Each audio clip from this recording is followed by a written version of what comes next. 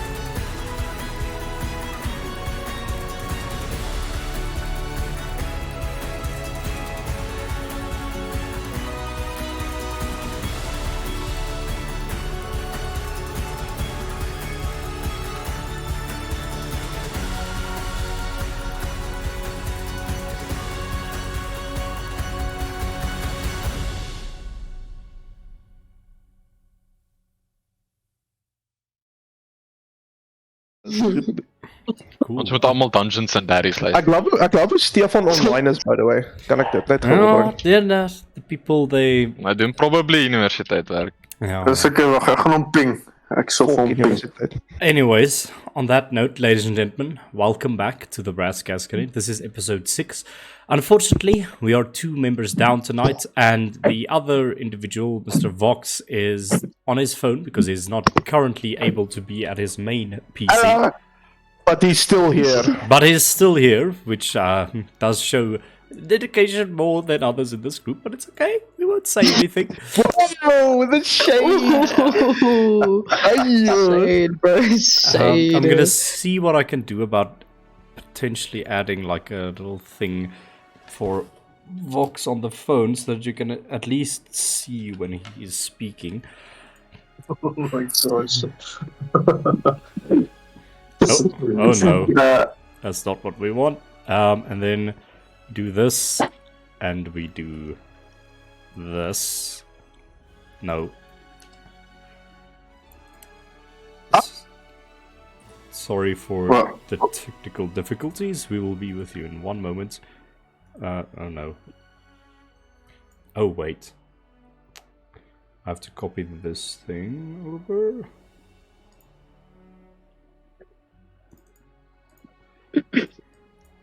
Should have him. Aha! I got him. Vox Mobile is in the house. Finally. Good, let's just crop him out for a moment. Vox's center of attention. And he is...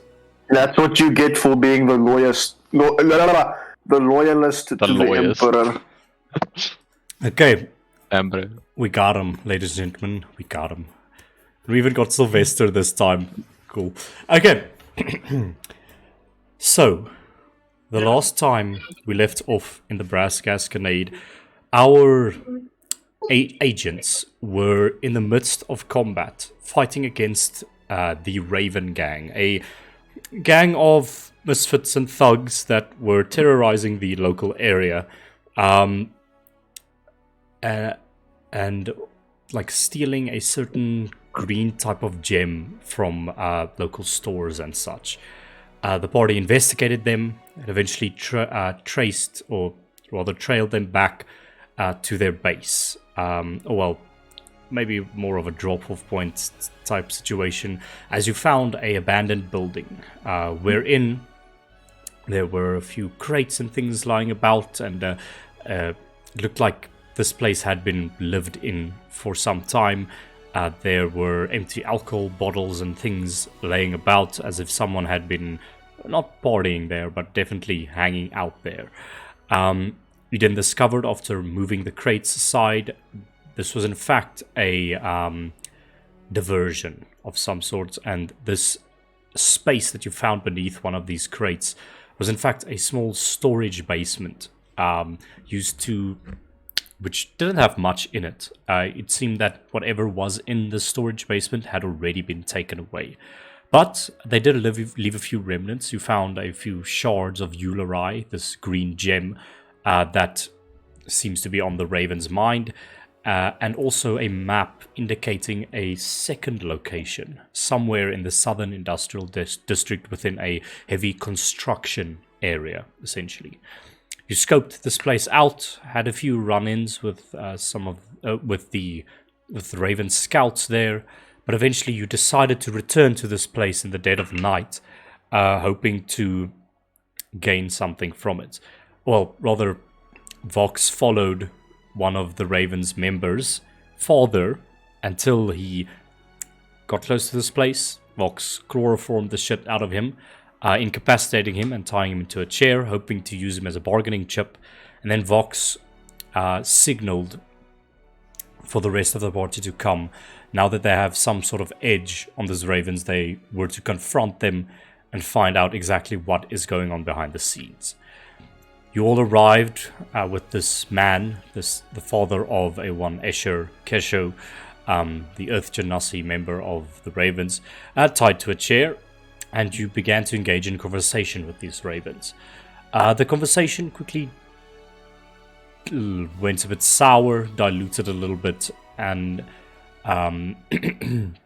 it led to combat with them, as they warned you multiple times not to interfere with their business, but you didn't care either way. Combat ensued, massive battle, and you eventually came out on top, not before some harrowing things happened, however.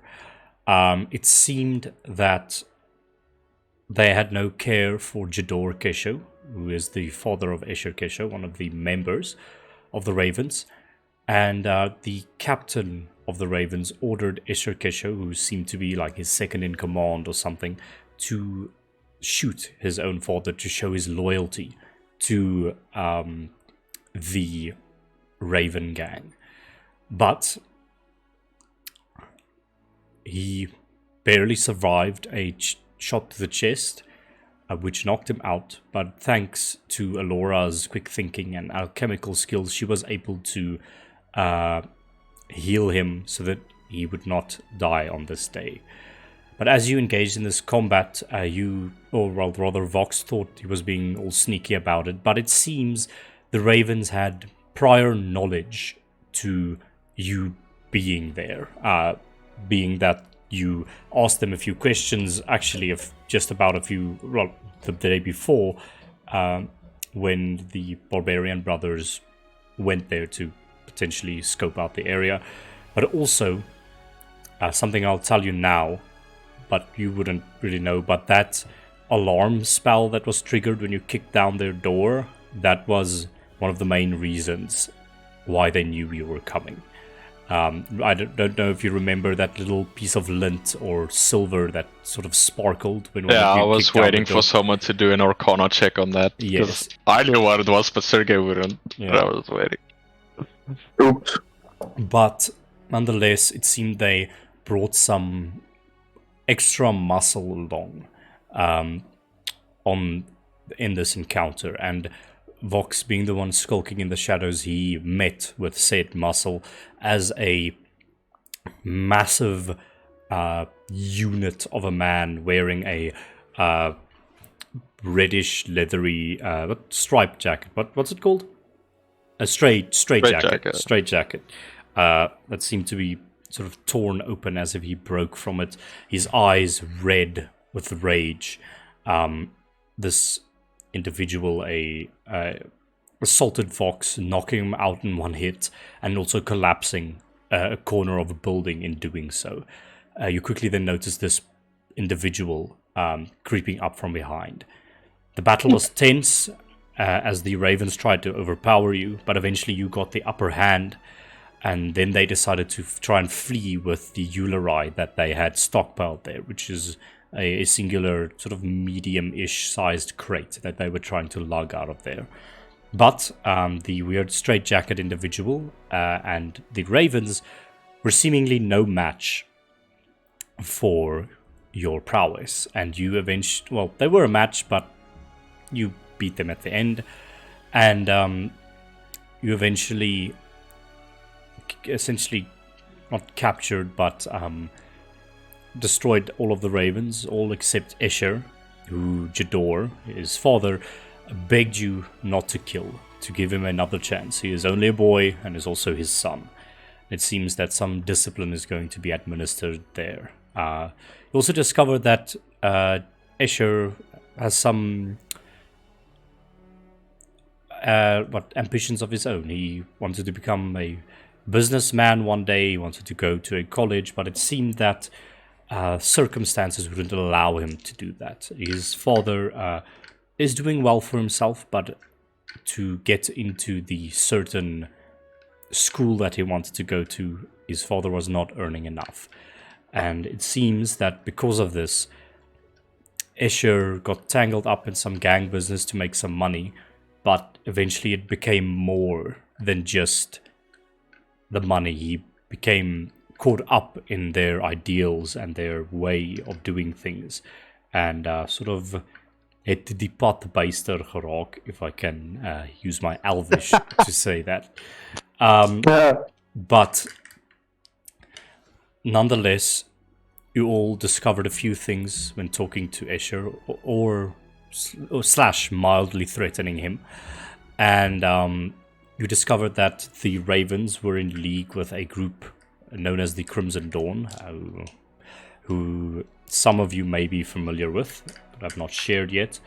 But what else did they say? He also revealed that it seems that the Crimson Dawn are working from.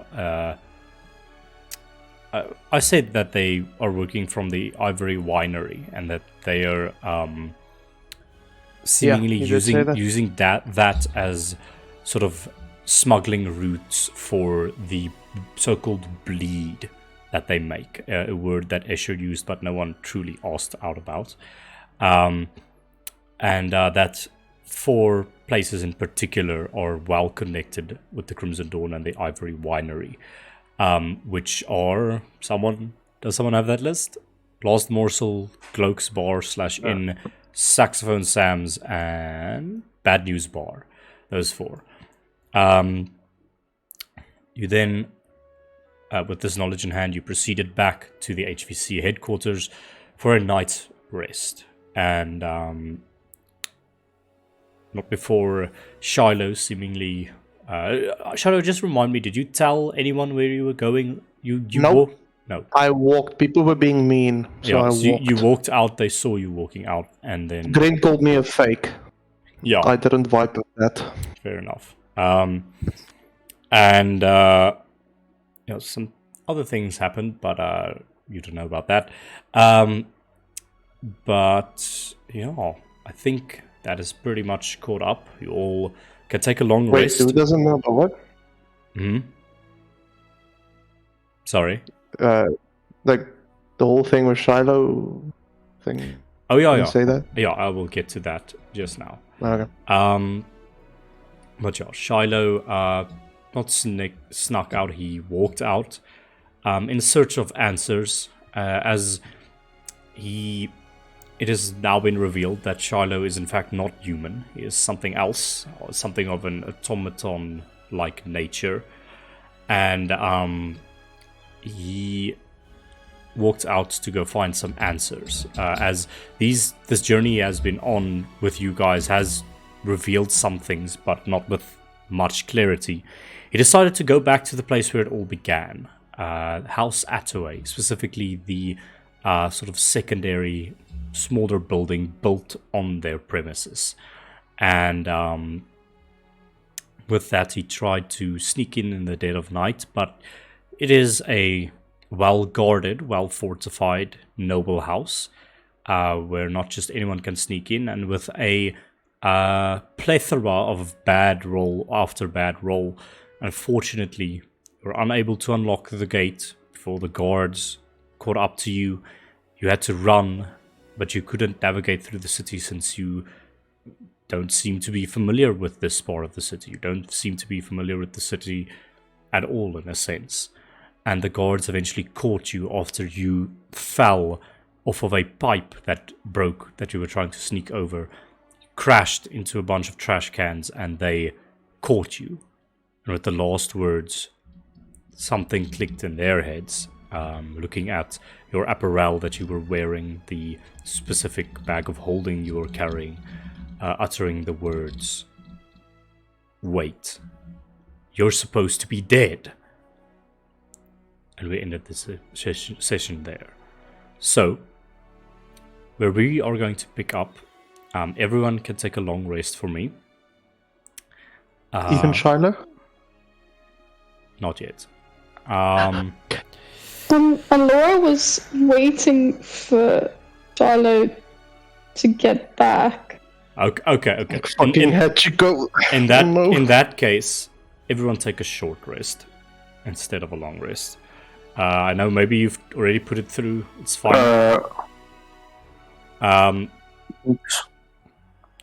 But I don't think...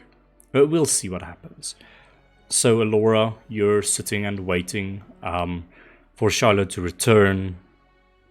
1 hour, 2 hours, 3 hours go by, 4 hours go by. It is like after midnight now. The place... Yeah, Laura's starting to get worried now. The HVC headquarters are dead silent, as everyone else seems to have gone to their beds. Silas, just for the sake of it, make a stealth check for me. Okay. 26. Laura, what's your passive perception? 13. Never mind. Okay. Laura, 4 hours go by. The place is dead silent. There's maybe like one of the electric lamps sort of blinking down the hallway behind you. Anything specific you are doing, or you're just waiting? After she waits and reaches midnight, she would start to get worried. And seeing that Vox is sort of the leader of this group, she will stand up, dust herself off, and kind of motivate herself, and then she will go to Vox's door, go to knock, hesitate for a bit, but then eventually knock. Vox, assume you're sleeping.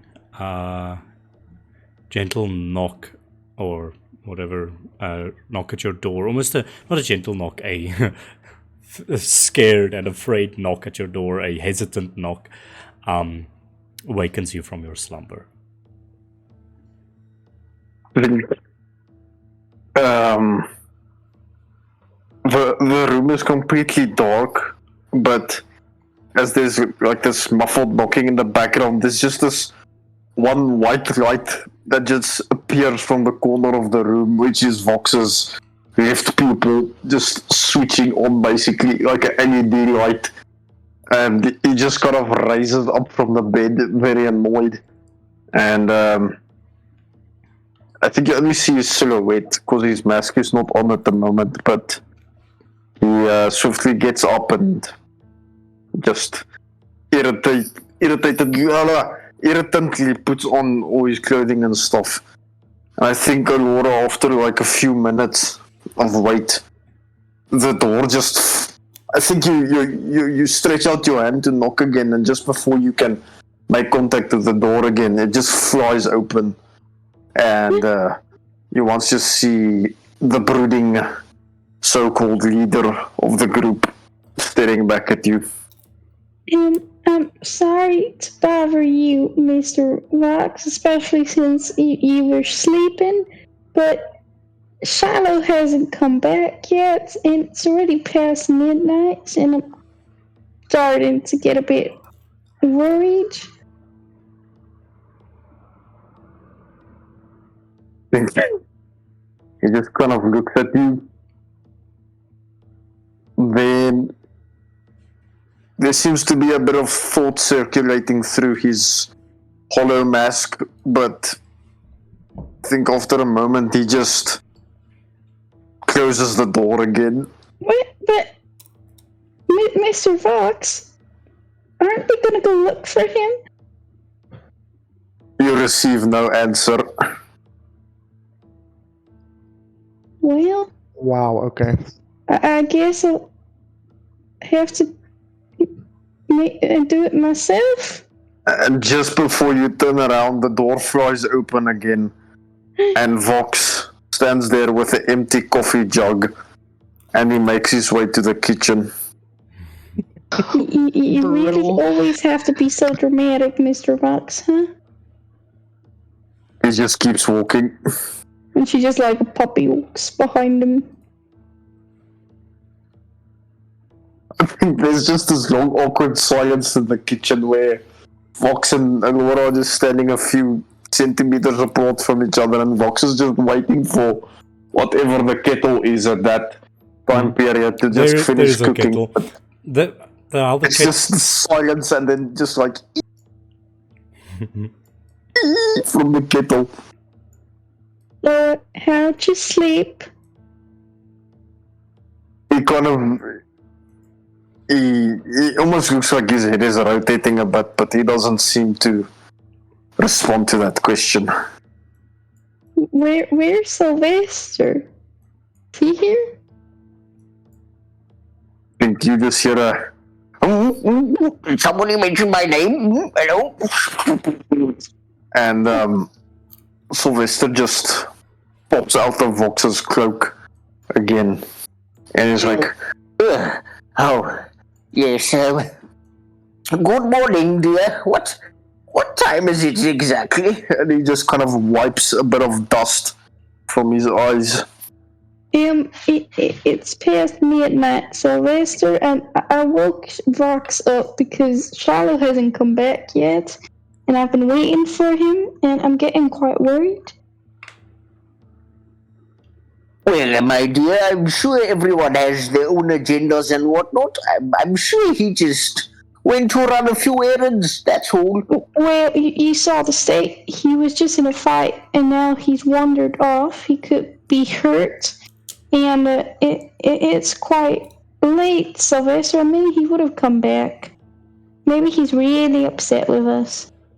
Oh, my dear, I don't think we should overthink it. He's probably just taking a nap, like all the rest of us are supposed to be. Well, I would still feel better if we went and go checked. By golly, but how are we even going to find him? He didn't tell anybody where he was going, so it's going to be very tough to find someone of his stature in a big city like this. Well, didn't he have a home before all of this? Well, I mean, we did find him in the basement of the Attaway house, but we're not really sure how close he is in terms of relations with the whole house Attaway, so we can't really be sure. Yeah, I suppose, but well, look, Sylvester, he wasn't really in a good state of mind, and since we are a team, we should look out for each other, you know? Oh, yes. Well, as much as I do agree with your sentiment, Laura, and I do understand your concern, I'm 90% sure he's probably just sleeping behind a dumpster somewhere. Well, then, He'll probably be back very soon. then I'll go look after behind every dumpster, because that's the right thing to do. And then she's just gonna, goodbye, Mr. Rocks, and then she's gonna turn around and start looking away. Now, just hold your horses for 1 second. Can't we at least just have our coffees before we do something reckless, please? It is, you can, he could, she's really, like, hesitating saying anything. She doesn't really know how to handle the situation. And Vox's back is turned towards you while you're having this discussion with Sylvester, but I think midway through your sentence, Vox just kind of swings around, and you now see that there's 2 cups of coffee in his hand, and he just kind of slams the first one down on the kitchen counter in front of you, and he just turns around, and he gives a smaller cup to Sylvester, like a shot glass full of coffee. Well, that's mighty nice of you, Mr. Vox, but... And then she looks at the coffee, and then she takes it, and she shots that entire cup down, and it kind of burns her entire throat as she does that, and you can see, like, her face is in utter pain. Both Vox and Sylvester just stare at you like, bruh. Coffee's done? We can go now. And she starts walking. Well then, I suppose we have to get going. And this time there's a annoyed groan emerging from underneath Vox's towel. But he kind of just... He turns around, hunches a bit, lifts his mask up a tiny bit, and you just hear a... And he just slams the coffee down, but he places the cup in a very neat fashion on the drying rack, because he is like that. And then he will, I guess, kind of just trail behind Alora, just to make sure she doesn't blow something up. Yeah, she would do that. I wouldn't put it past her. Okay. I don't think Vox would have awakened the other people, seeing as this is just more of a personal thing for Laura. Yeah, this is more Alora's good nature than anything else. So she would exit, and then she would start looking around the area of, like, the HVC, and she would pop her head into the tavern, into maybe Shiloh's there, maybe just drinking his sorrows away. So it's just you and Vox going. Sounds like it. Okay. Silas, make a perception check for me. Alright, will do. What is this goofball up to? Huh? Yeah. 16.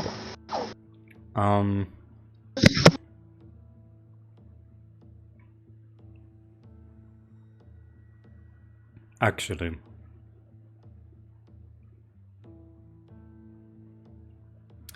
so Silas, this is what I'm gonna do for you. Alright. You're walking up the street, you're about to turn the corner that would lead to the HVC headquarters. And Yeah. When you look around the corner, you see Alora and Vox coming down the stairs and walking towards the Toad Princess.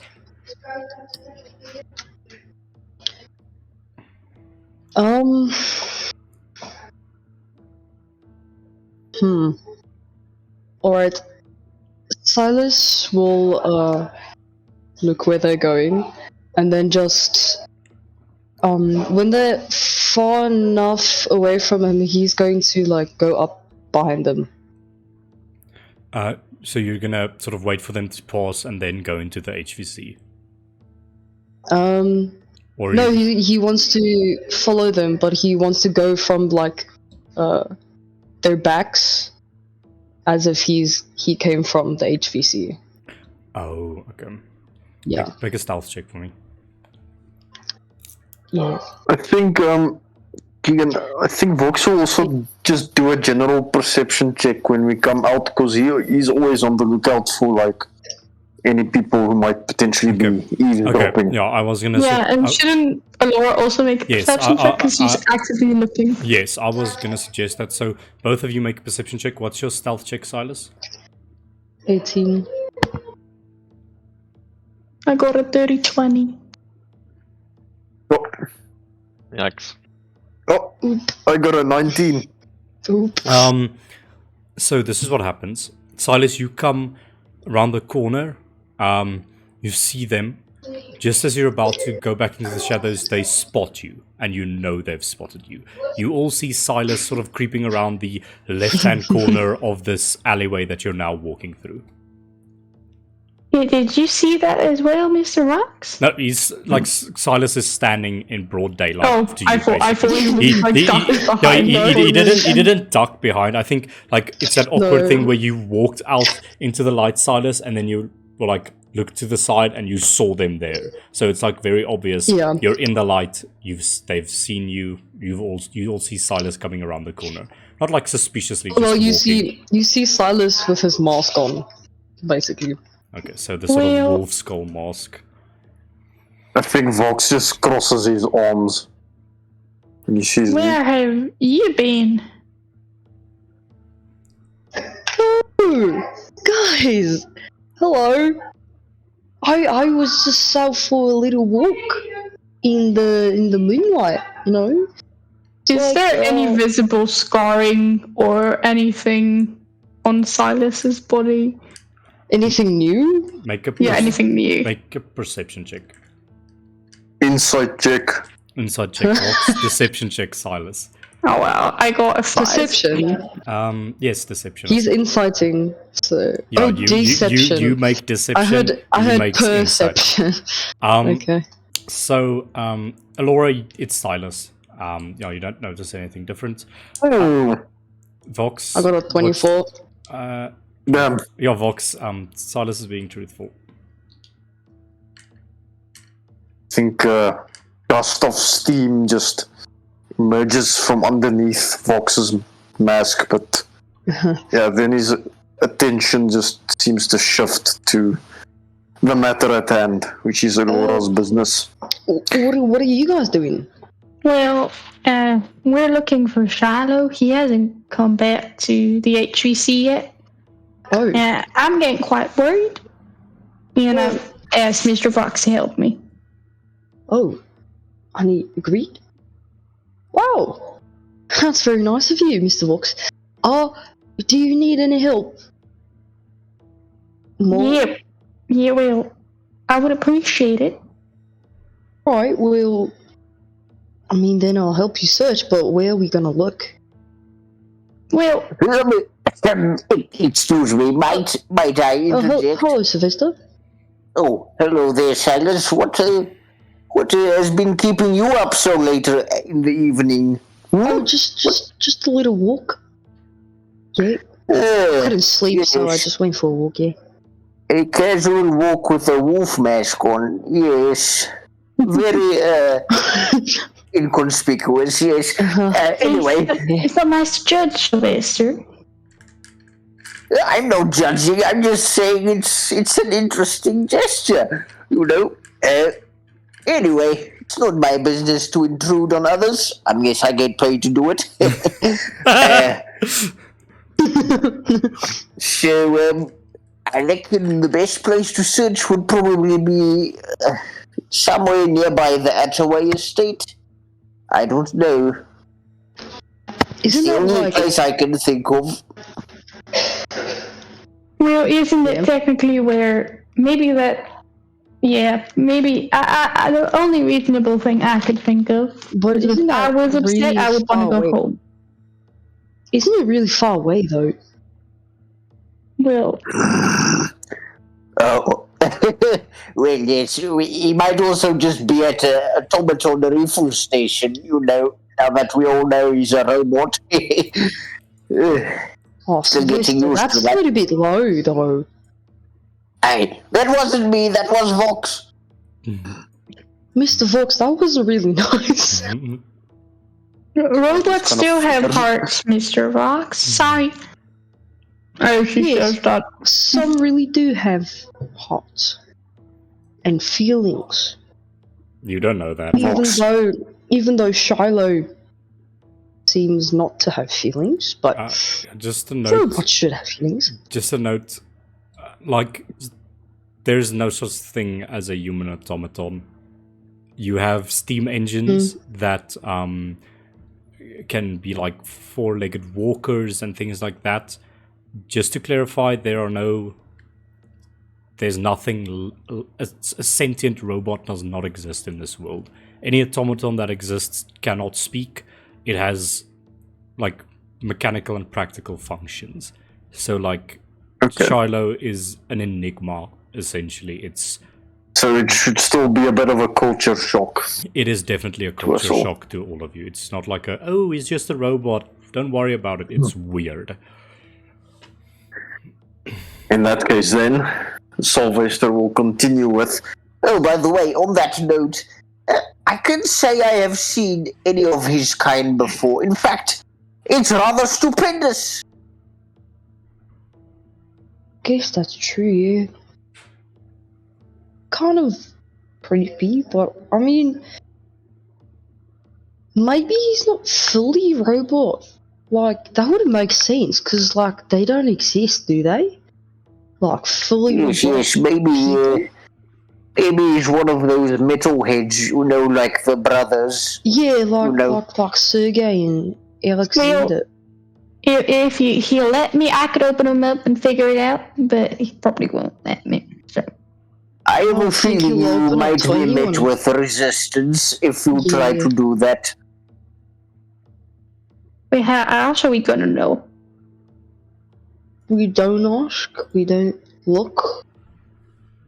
We could maybe try secretly finding out, but that's like invading a lot of privacy. You know, I'm not one to invade a lot of privacy, you know, I like my own, so, you know, I want other people to like their private spaces as well, so I don't think that's a good idea. Wait, Yes, we're yes. probably Speaking going. of privacy, the time is ticking. Yeah. Ladies, I would prefer to be in bed right now, if I were honest with you. Well, how do we get to the Attaway estate? Isn't there a train? Or, Is it still running? oh, I have no clue. Can I do a history check to see if I can remember where the hell the Attaway people were? Yes, make a history check. Anyone who wants to figure out something about the city can make a history check now. Well, like, I should maybe also. Okay. yeah, like trains, locations of things, anything. Oh, that's actually good. Hallo, Zayn, is dit jy? Is jy Mr. SP? Hallo as dit jy is, of hallo aan wie ook al. Hallo net hallo gesê. Ons sien jou, ons waardeer jou. Baie dankie vir die support. I got a 17 on history. I was about 17 on history. Hey. Okay. So, Vox, you wanting to figure out where the Attaway house is located. We'll begin with you. Yes. So you got a 21 on history. You know the Attaway house, the Attaway estate, is very close to the Golden House, which is the central sort of administrative and essentially building of the Auric. It is the closest noble house to them, or to the Golden House. It is just to the right of the Golden House. I have it on the map here. I see. I'll point it out to you. It's to the right there. You know of its location. Yes. A few things you know about the Attaway house. I will just give this to you in retrospect. Is they are a human family. They are sorcerers with a Ventus bloodline. So they essentially have their blood as a shade of cyan in it, and they are known for their technological advancements, and they are credited for the invention of the skyship, essentially. Okay, so Vox hates them. Yeah. For Yes. sure. You also know a while back, that their head inventor is very famous. He is his name is we'll give it to you. His name is Thomas Tompion Machina, and he is sort of the head inventor of House Attaway. Recently, or not semi-recently, he's been missing, essentially. But that's what you know about them. They were famous for their sorcerer's bloodline, for creating the airship, and they have or had the most famous inventor working beneath them, this Thomas Dompion Machina person, who is missing right now. But you would have heard that in the news. Okay. Okay. Yes. Sorry, I just wanted to ask: is the Golden House within view from where we are at the moment? No. The Golden House and everything, the bourgeoisie district is built at a slightly higher elevation. I mean, maybe if you would stand on the walls that sort of intersects the common and bourgeoisie district, you'd be able to see it, because the Golden House is quite large. But you would not see the Golden House from where you are. There's too many tall, high-rise buildings that you just cannot look past. Okay.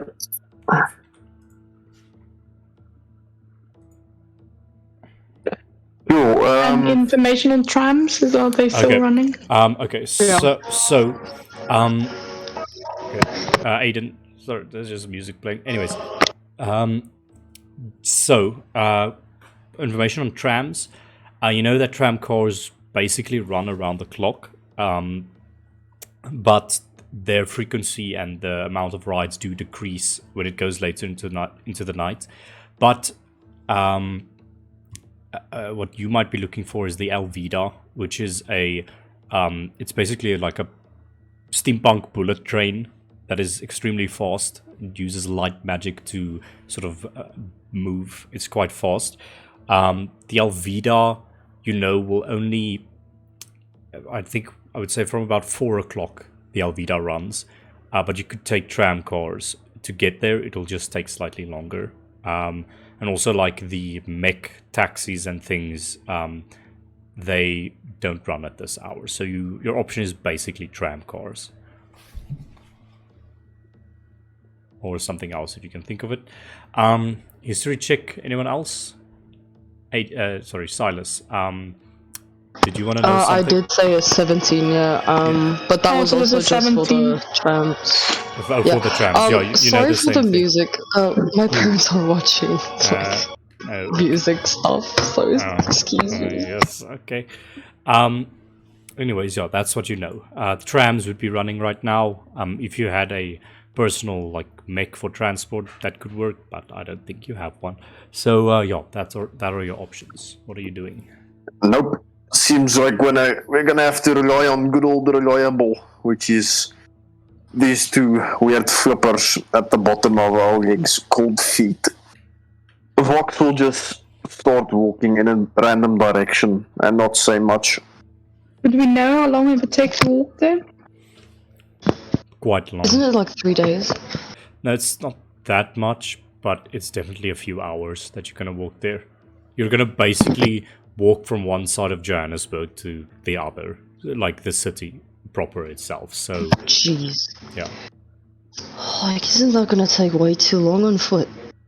Why can't we take the train? Look,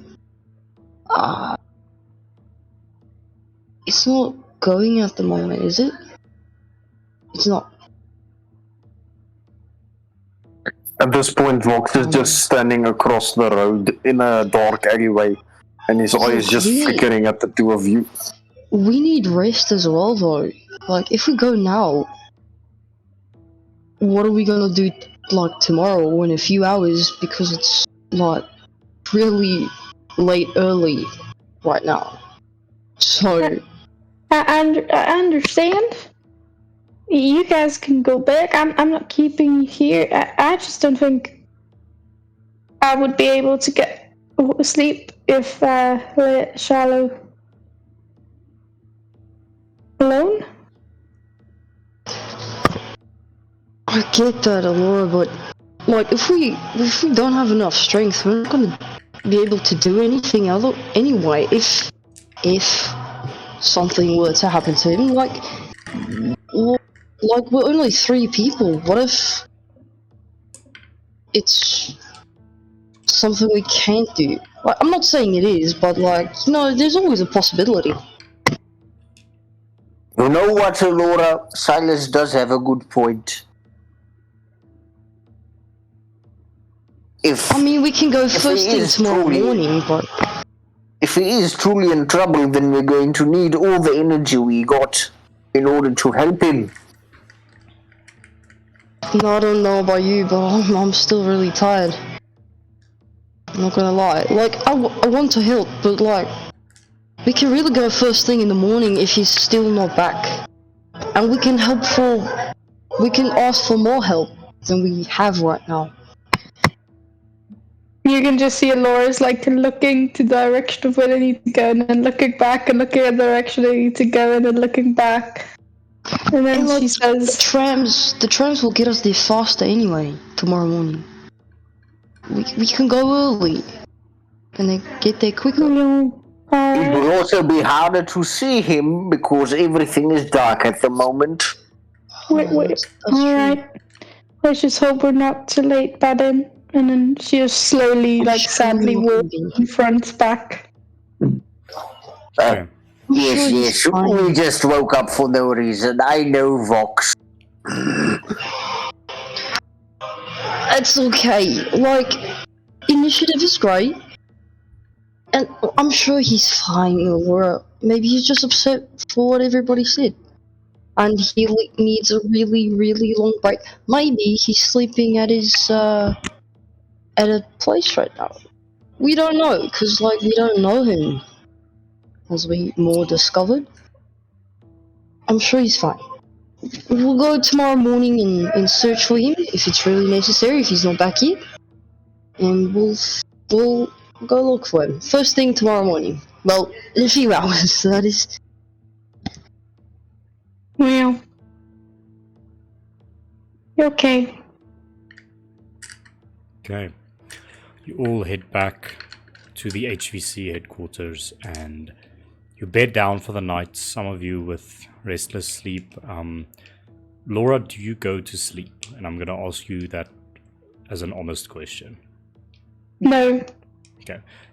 You can take... Yeah, but Laura's the only real one. You can take like 4 short rests in a row or whatever to get up your hit points, but your spell slots will not. It's okay, my hit points are full, so it's fine. No, so you can okay, cool.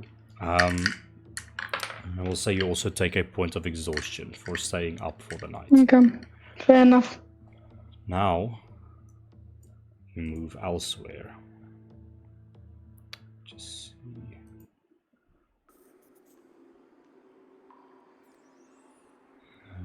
Right.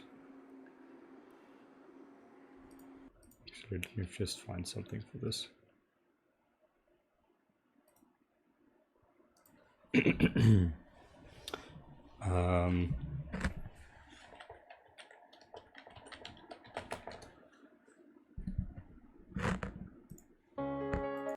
Hope.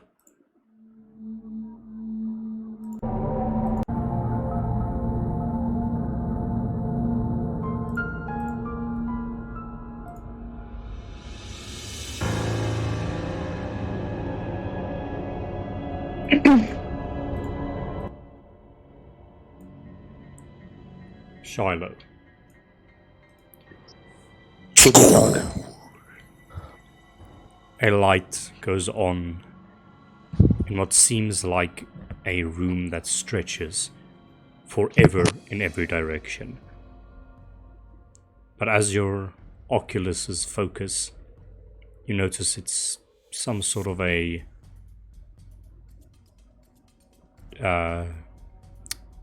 what's the word for it? Interrogation chamber. Small stone room, glass on one side, single light on you as you're tied into a chair in the center of this room. You don't remember what happened last. You went unconscious, possibly knocked unconscious, but now you find yourself here. Give me some insight into Shiloh's psyche right now. Just going through your head. First of all, do I still have my goggles on, or have they taken it off of me? You still have your goggles on. You still have basically everything with you except the gun, the monkey parts, and the bag. So the bag. Yeah. So my bag is just lying somewhere. Yeah, you don't know where Okay, so it is. Shiloh- It's not with you. Shiloh- Let me Yeah, just it's not with clarify. The bag is not on you. You don't know where it is. Yeah, You don't that's know where everything. Yeah, everything. That's everything. Everything's in the bag. You, So I've not you have got the clothes on my bag. Yeah, exactly. Yeah. Shiloh. So you say I was knocked out, so I kind of wake up. Am I tied to this chair? Yes. Shiloh just like shimmies in the chair, recognizes that he's tied up, can't move his hands. Very quite calm. He's going to look around him, and what I'm assuming is just a dark room. It's only the light that's on him. See dark wall, dark wall, dark wall, glass on the one side. I think he kind of goes into a survival instinct mode. He's not panicked. He's not anxious or anything, but he wants to quickly get to the bottom of exactly what's going on now. So I think he's just going to yell out, "Hello!" Heavy lock. Turns. You see silhouettes move behind the glass, and a tall, a youngish man walks in wearing a very pristine, like sort of trench coat of some sort. He has sort of a 5 o'clock shade beard. He has a monocle on his one eye, and he steps in with white gloves on his hands, and his arms are behind his back, and he steps in. Make a history check for me the moment you see him. I will do so. Oh, that's a 22. Immediately, those zeros and ones flipped past you. Those the white silhouetted memory fills in with images. You knew this person, or you know this person. A name pops into your head. Kiron Attaway is this person's name. Kirron. Steps in. Do I only remember his name, or do I get any? He is. Do I get like recollections of what he is to me? What our history is, or do I not? I would say, you know that he is second heir to House Attaway. So you've got the Baron, someone else, the first heir, and then the second heir, which is Kiron Attaway. You know that the room that you saw the sort of the notes in your previous visions, and the room that you essentially found yourself in, not the basement, the room on top of that, the burnt down laboratory. You know he's been there a lot. You recognize him as someone that has been sort of checking up on what has been happening, a supervisor of some sorts, and what has been happening in that laboratory, whatever it may be. You also remember, let's say, flits of, once again, you have a memory of you in this laboratory. You look to the side and you see sitting by a desk an inverted silhouette of someone. And then you hear a door opening behind you and this person stepping in, Kiron Attaway. Sort of well-kept black hair, 5 o'clock beard, trenchcoat suit. Is a supervisor to you. But that is basically what you glean from this. Yeah. Shiloh just stays still, doesn't say anything, and kind of stares him down or up, I guess, since he's very tall and I'm sitting down. But he doesn't say anything. This individual. He does immediately calm down though, just like stops moving. You hear as this person says nothing, walks around you in a circle once, stops right in front of you, puts a finger on the bottom of your chin and forces your head to look up to him. And he goes,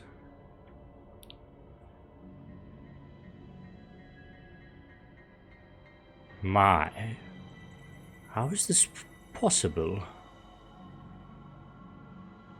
Shiloh kind of yanks his head back. "Oh, not going to do anything to you. I'm merely curious about your appearance here. You are Shiloh, aren't you? I mean, except for your hair being gone, those obnoxious goggles that you seem to be wearing on your person, and also the bag and the monkey that you carry with you.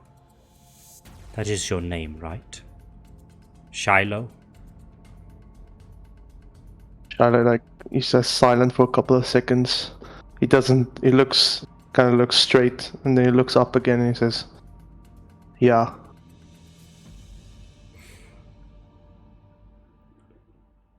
So how exactly did you survive the accident? At the Attaway Guild, I must know. A quarter of that building burnt down in your little experiment. It cost us a great deal of money. Now you come to my doorstep.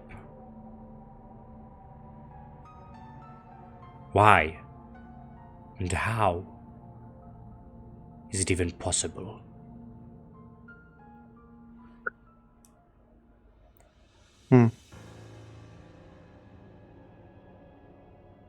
Shiloh looks away, and he looks in front of him.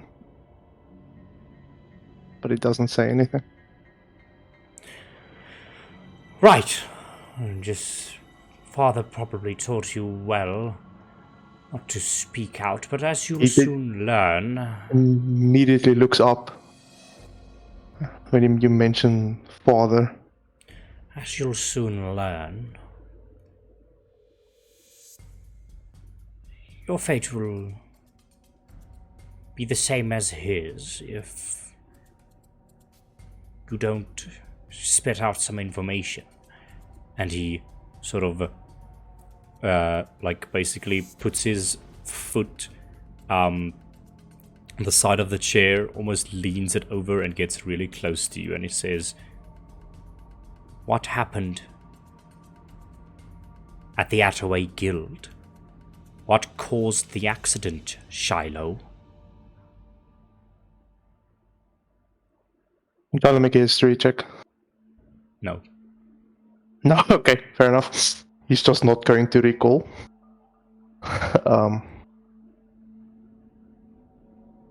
Kind of Looks around. Is the bag anywhere in this room? No. This is Okay. an interrogation chamber.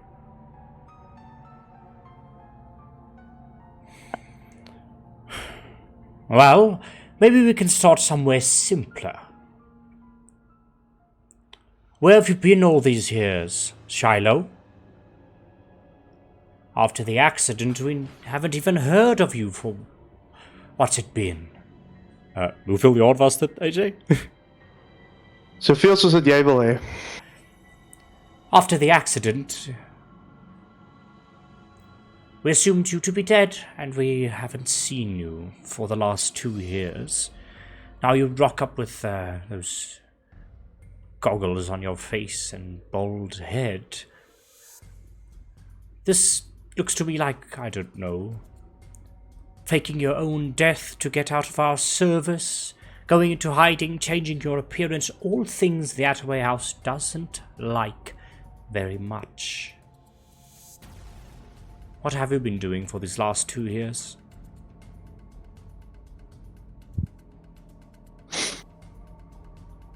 You want information? I want an answer. Real quick. There's a lot of things to be done, a lot of problems to be sorted out. Are you willing to bargain for that information? Make a persuasion check. Persuasion. Yes, Met my great. -1 charisma. Lekker. Persuasion. Okay, that's a 9. You aren't really in a position to bargain now, are you? The bargain is you give me information, and I don't immediately kill you.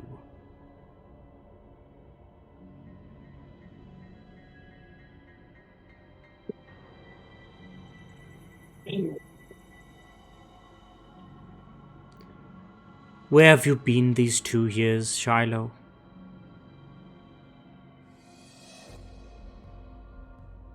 I kind of looks down and like sincerely starts to think, because it's funny. The questions he's being interrogated with is the questions he's been asking himself, like what the fuck is going on and where has he been and all those things. I don't know. Make a persuasion check for me. Another one. DC is 14. -1. Nope, that is a 5. His eyes narrow.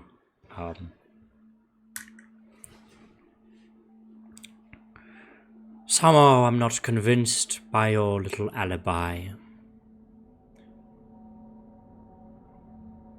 But I suppose let's just get to the point already.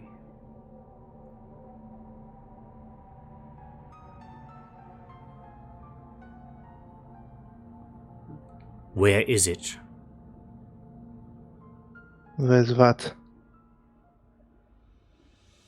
The weapon you and your father so graciously hid from us for all these years, building it under our noses, not letting us know about it, and then burning the goddamn building down, for us never to find it again. Oh, but I don't think the great Thomas Tompion Machina is going to be so easily beaten. We've had him under our thumb for quite some time, as you would know. And,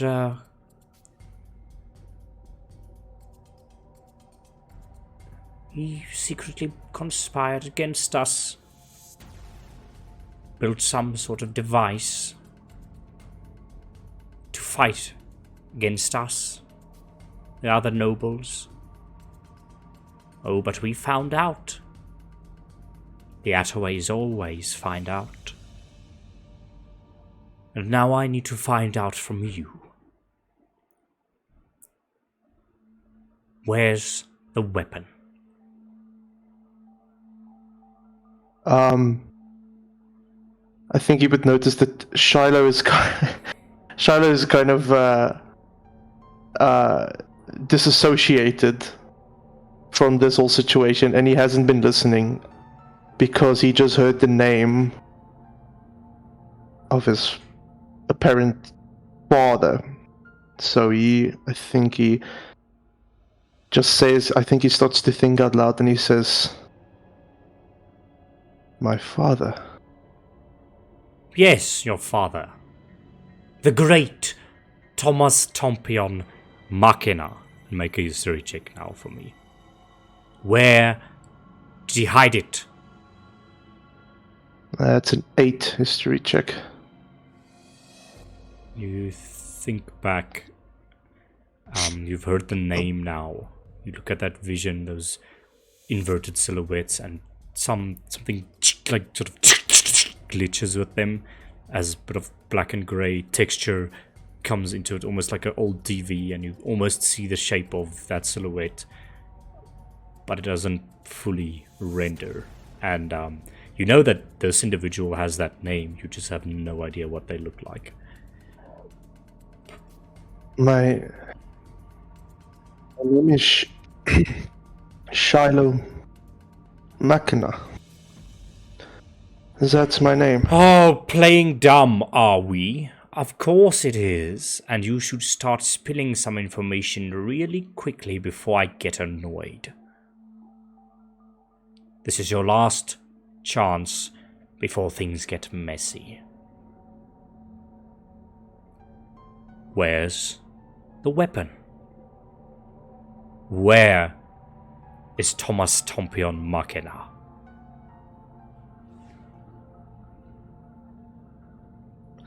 Shiloh kind of comes back from just thinking about the name, and then he looks up. I don't know. His eyes, for the first time now, his facial expression changes from calm demeanor to annoyed and frustrated. Make a persuasion check. Come on, Venus and persuasion. Okay, that's a 12.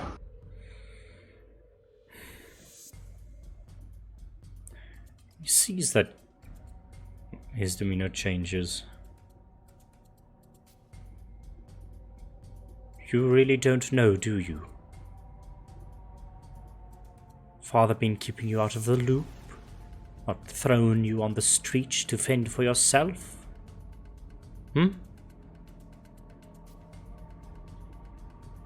Just stares him down, or up, I guess.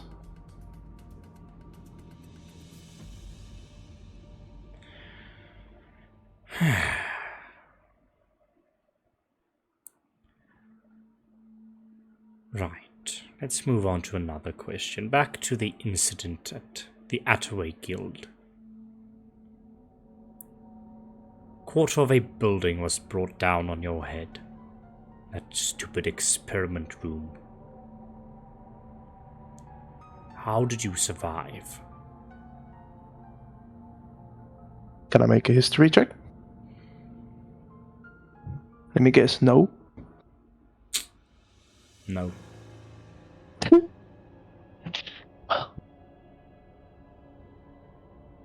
Experiment.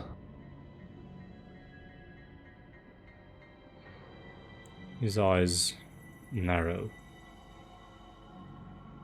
Yes, you were attending the Attaway Guild for Artificers. You're quite proud at that, keeping it a secret from your father.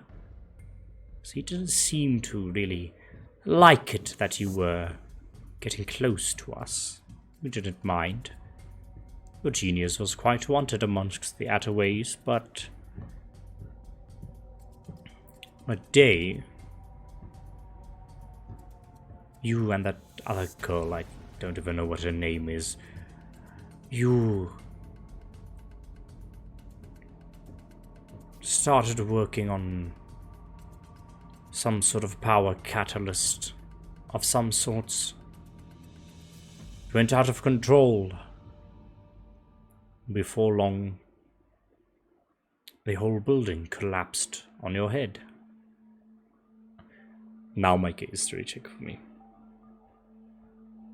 I think before the history check, Shiloh just see. Now I know you are lying, because if I was in charge of anything to do with science, I would not let it come to an explosion. And can I history check mark? That is 13.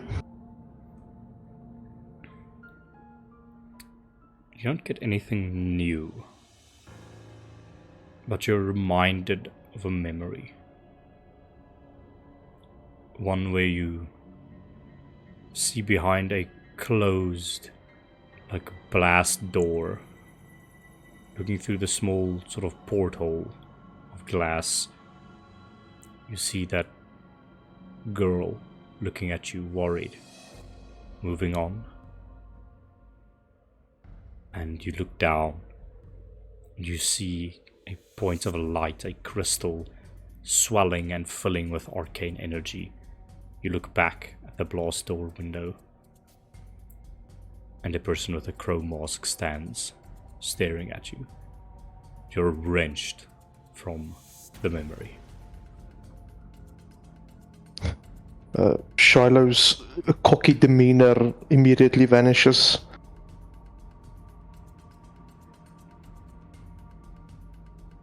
Can I say something? Mm-hmm. So, I didn't want to interrupt roleplay, so that's why I kept silent. I honestly think Laura wouldn't have stayed in one place. Okay. Even if she doesn't end up at the right place, I know she wouldn't stay. Okay. So she's just gonna leave a note in front of Vox's door that says, sorry, Allura, and she's gonna go out and walk. Even if she has to, she's gonna walk. Okay. Okay. Yeah, okay. I would be deep asleep, so I don't know. My passive perception isn't that high. Oh, we'll get to that in a moment. Unless you would have sort of expected Allura to go out, Vox. I would say I would have had the nudge that might be a possibility, but seeing as it seemed like Sylvester did talk her out of it, I don't think Vox worried too much about it. Okay. Wait, when did she go out? She I didn't. would say about she would have waited like 20 minutes, and then she would have got too anxious, and then she would have gone from like when they came back and Silas. Okay. No, in that case, then Vox would still be awake. Then, so if you were trying to sneak past, might I suggest a stealth check versus my? Okay, we'll get to that just now. Okay. So, Shiloh, you're wrenched from that memory. The crow mask looking at you from the blast door glass. This person stands in front of you, much closer to you all of a sudden. And he sort of stands back up. And, what happened with the incident?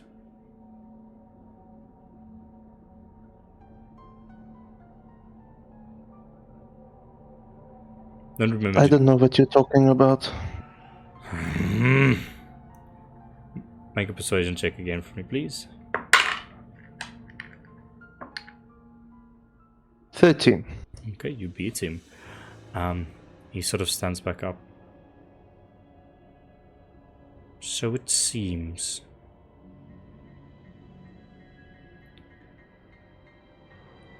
Right then. Maybe you can answer me this question since you were so close with Thomas. What is the weapon? The weapon he wishes... Can I keep asking? I am going to keep asking until I get an answer. What is the weapon that Thomas Tompion Machina created, that he wanted to keep a secret for so long before he unleashed it upon us?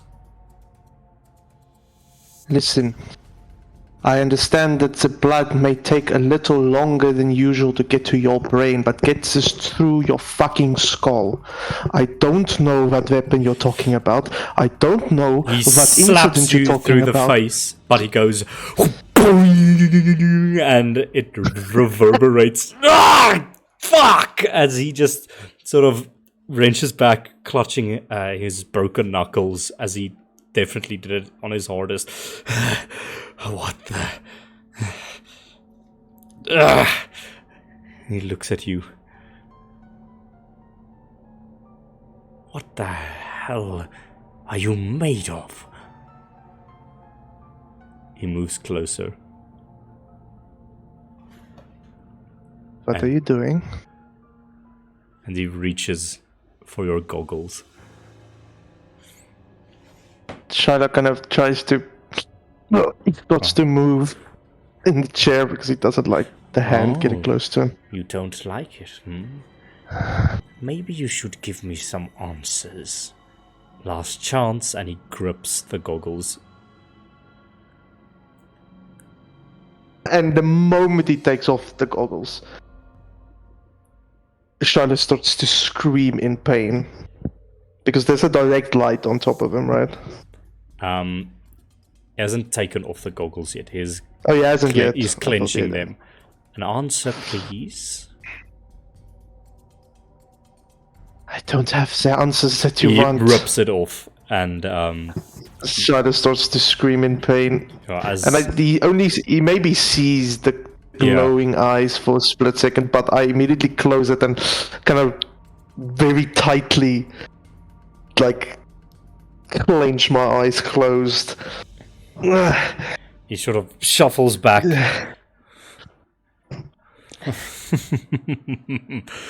Now we're getting somewhere.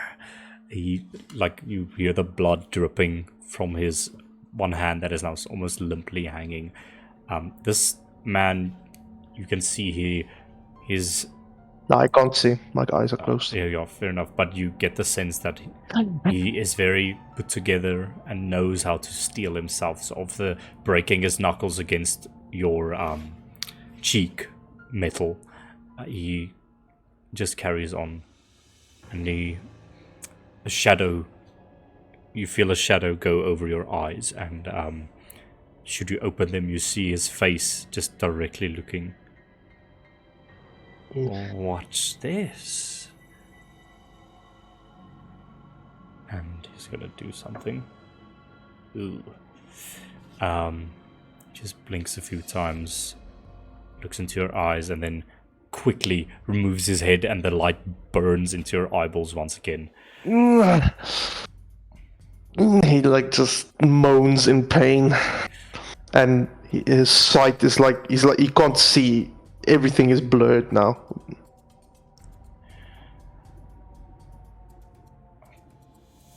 I've seen augmented before. Not quite like this. Sensitivity to the light is also quite unusual.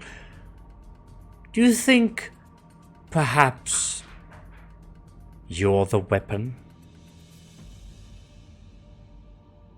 I don't know. You tell me. And my arm blade will activate, hopefully cutting the ropes from my hand, and I will stab this motherfucker in the stomach. Make an attack roll at disadvantage against the rope first. Okay. Question is, what's the AC of a rope? Well, I rolled a 16. Yeah, that definitely hits. Just roll damage. That's 8 damage. Nope. Just hang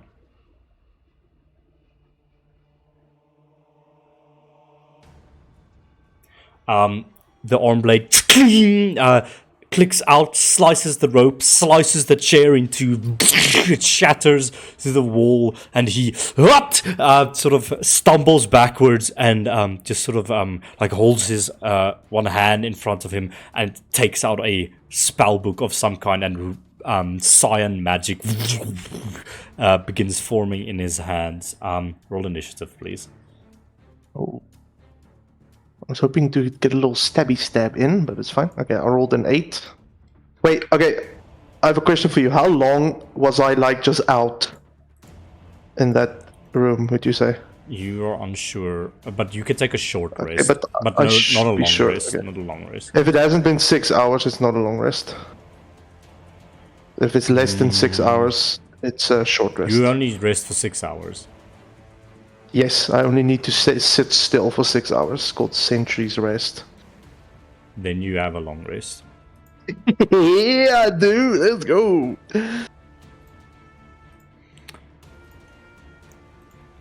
Alright, well, I rolled an 8 on my initiative. He rolled worse, but let's just see.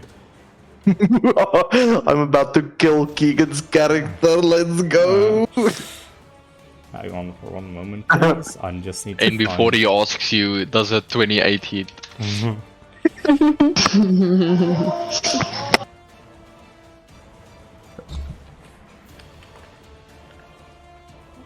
Sorry, I just need to find this guy's...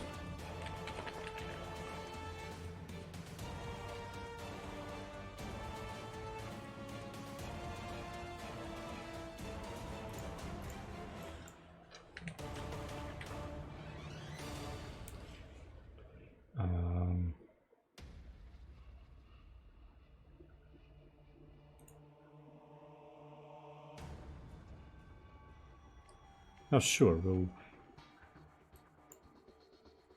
Just that block. Okay. So, your initiative is? 8. What's your dexterity? 1. Oh, 13. Because he rolls an 8. His dexterity is 14. He's going to go Ah. first. Cool. And by the way, does he still have my goggles or did he drop it? I would say As I was- he dropped it by now. Okay, cool. But Shiloh's kind of... His eyes are closed. Oh, it's just like... His eyes are like Skrifiki's whip. Like... But for all intents and purposes, I'm blind right now, just so you know. So he... Yeah. He reaches out a hand, arcane symbols appear in front of his hand, his eyes glow with a cyan light, and you watch the veins in his arms and fingers, almost the blood glows cyan from beneath his skin, and it flows to his fingertips, and he grasps the air, and you feel this wind kick up around you, and sort of almost as if the air is compressing around you. Please make a wisdom saving throw for a hold person. Ooh. That's a 9 on my wisdom save. Check what this guy's spell save is. Spellcasting. You're held. Ugh.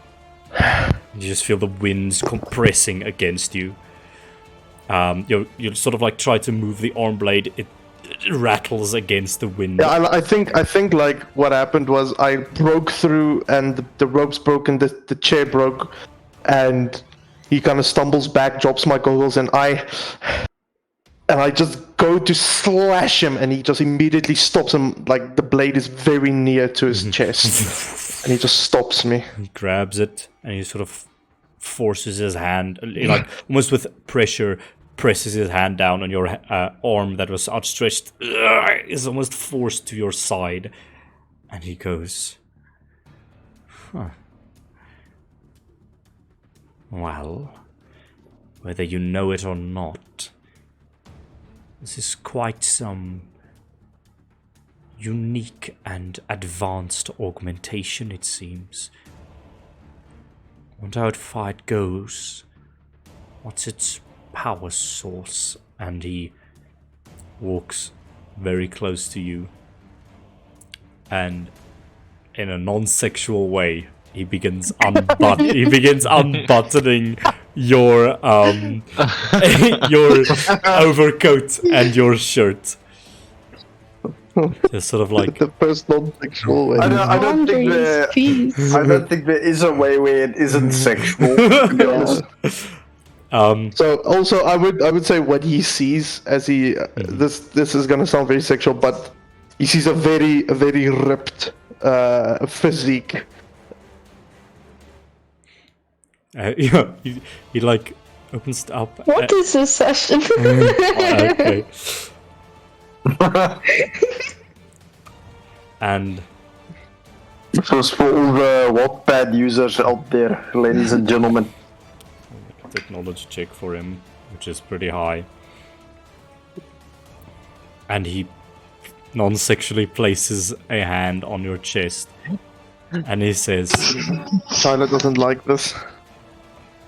"There's not a heart in you, is there?" Shiloh stays quiet.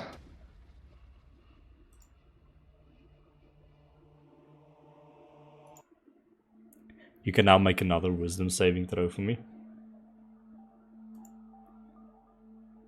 That's a 5. You were still I howling. think the whole being blind thing is fucking me up. Zurian howled there. "Father will be very pleased with this," and he turns around, still holding that spell on you. "I don't know how, but somehow it seems that you are the weapon. Maybe that is how you've survived the accident. Maybe that's why your father kept you so close to you. I don't know. But I'll get to the bottom of this, and you can be sure, dear boy, with your assistance, willingly or not, the Attaways will surely dominate the entirety of the brass Gasconade." You can make another wisdom saving throw for me. Axel! 20, not 20, not 20. That's a 4. You're still held. And by this time, 2 individuals walk into the room and they begin sort of binding you once again. You're almost completely bound, but this time with chains. And they sort of begin to blind your eyes. Just before that happens, I'll allow you one last wisdom saving throw. Come on! Fuck! That is a 9. What is it with these throws? Holy shit. You become completely bound, and we now move from this scene. Just go with the knowledge, Shiloh, that you have been bound and moved elsewhere and thrown into some sort of jail cell. They give him my goggles back at least. Nope. Ah, that's fucking okay. That's fine. They're gonna die. Alright. Let's move on. This is the wrong music. Laura. Yep. Okay, so let me explain how it went for Laura. So they got back, but she tried to keep Silas and Vox happy, but the more she stood around and waited, she waited for half an hour. I would say that's more of a... And then she would have, knowing where did Vox and Silas go? Did they go back to their rooms? Seemingly, yes. Yeah. So when Laura would know half an hour is a bit of a risky time, so she assumed like maybe one of them is still awake. So she would firstly press her ear up against especially Vox's door to hear if she could hear any noises within the room.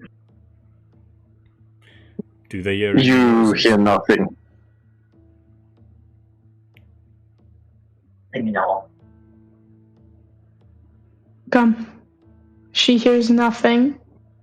Then she will leave the letter at the door that says sorry with a smiley face and then dash a Laura at the bottom. Egan, what's the time now? It's 20:43. I would say it's going on 2 now. Some time has passed. Okay, that's actually pretty funny. Because that's the exact time that Vox goes to wash the dishes secretly So I think just as you slide the note under the door, you just hear a boot catch it at the other side of the door, just like, and the door just swings open. And what Yeah, you Laura's see, still sliding it under, and she's like looking up at you as you open the door. what you see is the same old brooding, scary, intimidating physique as usual. But this entire illusion is completely shattered because Vox is not wearing his usual gloves, but instead just the good old, like, oversaturated yellow cleaning gloves for kitchenware. And he's just awkwardly standing there in front of you now, just staring you down. Sorry, Mr. Vox. You almost get the vibe that you also caught him in his tracks. Sorry, Mr. Vox, but I have to. And then she just picks up her bag that was on the floor and she bolts out of the HVC.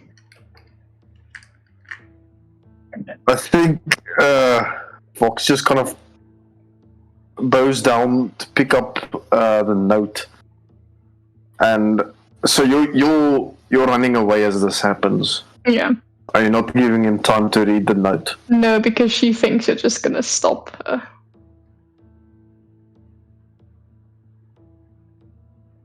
He kind of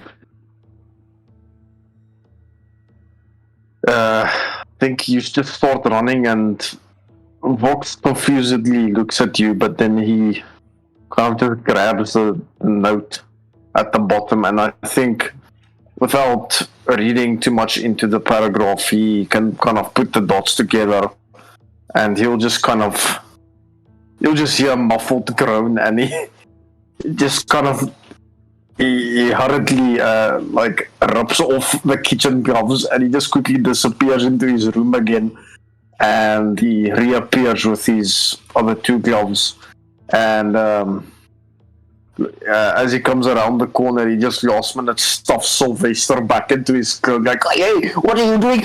What? And he's gonna very begrudgingly try to follow you around. Aurora.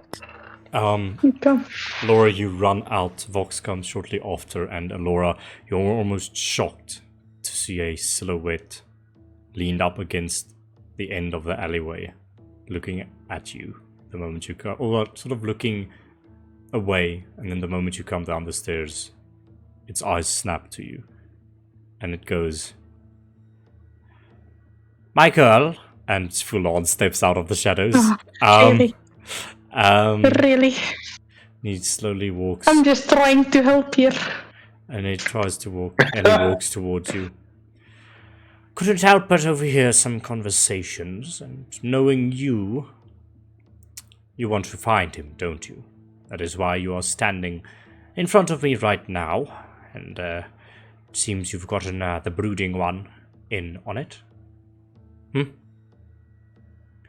you even know what you're dealing with? So I just kind of... And he sort of kneels down in a sort of sincere way. We don't know for sure where he is. Even if he went back to his origins, to House Attaway, I know nobility. I know the Attaways. They are ruthless, and they aren't going to let you simply barge into their estate and take your friend back. Wait, that I know, Flulon. I come from the same type of house. I know how to get my ways in and out. Well, I'm not going to stop you. You have a good conscience, and I can appreciate that. There are far too few people these days that go out of their way for people that they've just barely met. I'm not going to stop you. I just think you should know what you're getting yourself into. And if you're prepared for that, I think at least perhaps you should take the rest of the crew with you. Just as backup, to maybe stand in the wings if you get into the trouble, or so that they can assist you. We are, after all, going after one of our own. If you'd like, you can see this as an official mission. I, What the fuck? I'm afraid most of us won't be of much help, considering that we haven't slept at all till thus far. That is a choice you are going to have to make. You should at least hear them out, because if you get caught there with no one to back you up, it is going to be the same situation as this. We are going to go in unprepared and potentially not even come out on the other side. Well, we can't just leave him in there. That is if he's in there. But I agree. I know there is if he is in there, but if he is in there and we don't go now, he could be dead by morning. Yes, Vox, you do have a point. If they catch you too, we really do stand a large chance of jeopardizing our identity, and they will most likely be able to lead their way back to us. The Steels and these family didn't have any relations to each other. No, I'm just asking. The Steels wouldn't have had. The House Attaway is a sorceress house. The Steels wouldn't have like that. So it's quite the opposite. Yeah, okay. It is your choice. I would suggest taking some backup. Go wake Solan, Silas, Sergei, Grint, and Alexander. We are, after all, a team. If they're gonna say yes. She kind of says under her breath because she wouldn't say that out loud.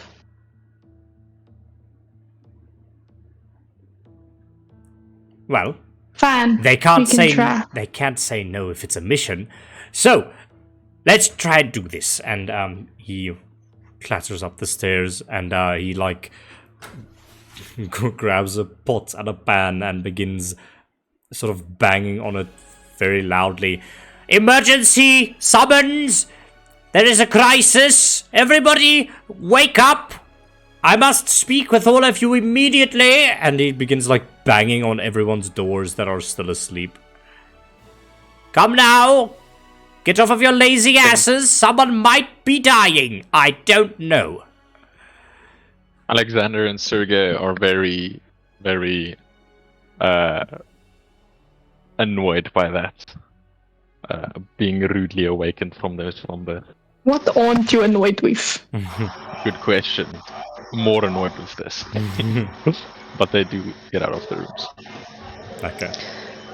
Silas just opens the door with like a book in his hand, but as he hears that, he's just throws the book on his bed and like rushes out. Okay. So, Solan. Yeah, Solon will exit his room very tightly. Just a question. How many hours of sleep do they need? Is it 8? Or... 8. It is 8, yes. You'd actually have a long rest because you have elven things. Elven things? Remember your trance? You only have to sleep for 4 hours, technically. Yeah, that's what that's the elven trait I was thinking about. Yes. Okay. So you would actually have a long rest, you and Silas. Okay, so Solon not so tightly then exits his room. Okay. You all sort of, I think, honestly just confer in the hallway. And sort of full-on stands on the one side. Right. You might be asking yourself, oh, Fulan, why have you woken me up in this hour? Well, I have that answer for you, and we have a crisis. Shiloh is missing. Miss Laura shows great concern for Shiloh, which is something I do commend. And we believe that he might have gone to House Attaway, the Ventus sorcerers of the Eastern Bourgeoisie district. If he went there, he most certainly had been captured by them, or he is on an entire path on his own. So, you are all going to scout out House Attaway. Some of you may want to get in a little bit closer, hear some of the guards gossip, or possibly get into the house to find out more information on where Shiloh might be. He's one of our own, and since he has connections to House Attaway and those that he wishes to return to, and also a connection he wishes to return to, that warrants our investigation. Because a few things don't quite add up. And just pray that House Attaway hasn't done anything to him yet. Because the state that we found him in, well, was trapped under a bunker within a burnt-down building. So, it seems that they might just have ill intent for him. Right, you have your mission. Scout out House Attaway. You big fellows, please keep them safe. Stay in the wings until Oxen Laura calls for your aid. Thank you, and goodbye. I will be seeing you. And he sort of stands there and waits for you to leave. Bill, come on. And then Laura, front of the pack, starts just walking. I think Sergey just softly says to Alexander, "That's a lot of information you got from the little mechanical man being missing for a few hours, but no, as long as we're getting paid." And I'll continue walking. Alice will follow after Laura. Okay. Is Vox here? No, he's not, for some reason. Hang on. Maybe the laptop crashed. No, I don't know, he should be on his phone. Don't know if they maybe have load shedding or something.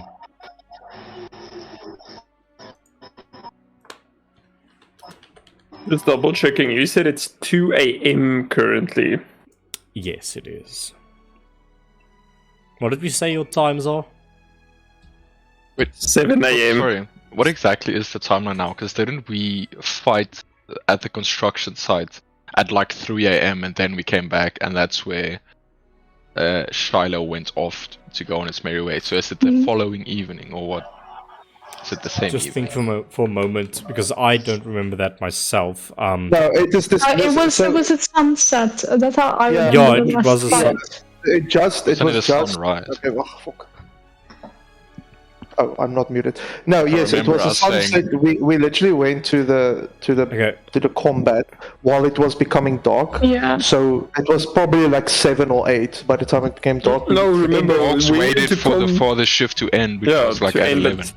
Yeah, Oh yeah, before the that's shift ends at- okay, wait, in that case, just hang on. You went there like at 12 because he was... Wait, no. At 12 the father shift ended, you followed... Yeah, so it was like 3 a.m, so it would be later now. Huh? So in that case... no. Like... No, it's because And then I waited 4 hours for Charlotte to come back, so that would have been 7 like- p.m. Midday. Yeah, by 7 this a.m. time, Keegan, remember, it's been 6 hours at this point. Okay, well... Since I was Okay, captured. in that case, we say it's going on 7 a.m. So it's so, you know what? Everyone take a long rest. Let's just Yeah, I was about to say that as well because I think people did So sleep. technically it wouldn't be a long rest because it's not the full 8 hours. But I'm gonna say for the sake of All this, you need is 2 extra hours. If we say that, it Well, took- I'm not taking it because Laura wouldn't have gone to sleep. yeah, okay. I'm just gonna say, everyone, you can take a long rest. Laura, not you, because you were up all night worrying. A short rest. Yeah, and I think now as morning hits and Shiloh isn't back yet, you decide on this. Everyone gets up, well rested. I think it's still a bit abrupt how Fulon wakes you up sort of in the middle of all of this, but you all are up now. And you, I think it hits 7 a.m. and you all just see Solon grow to 2.3 meters tall in front of your eyes.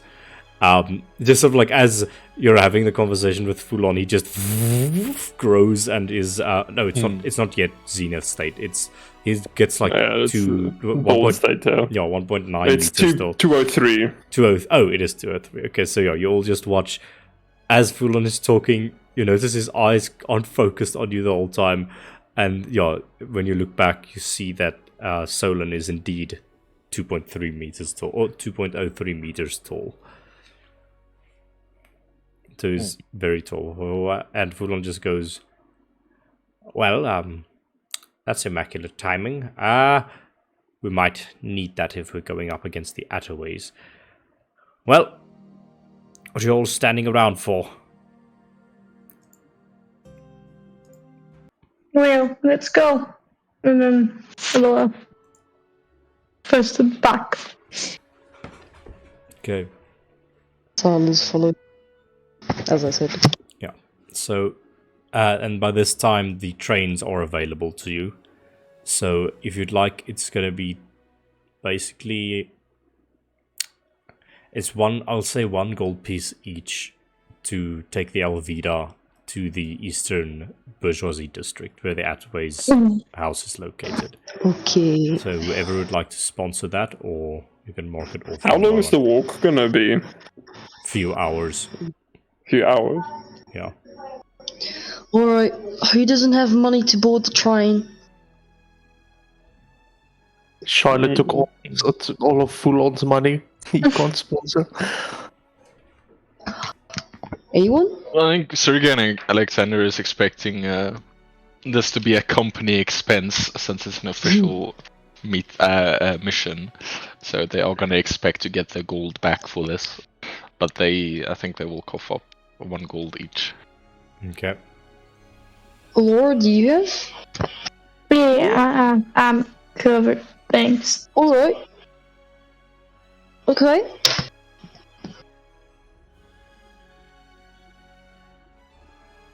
Okay, so Let's get on the train. all can deduct 1 gold. You all get onto this beautiful, almost stainless steel-like train.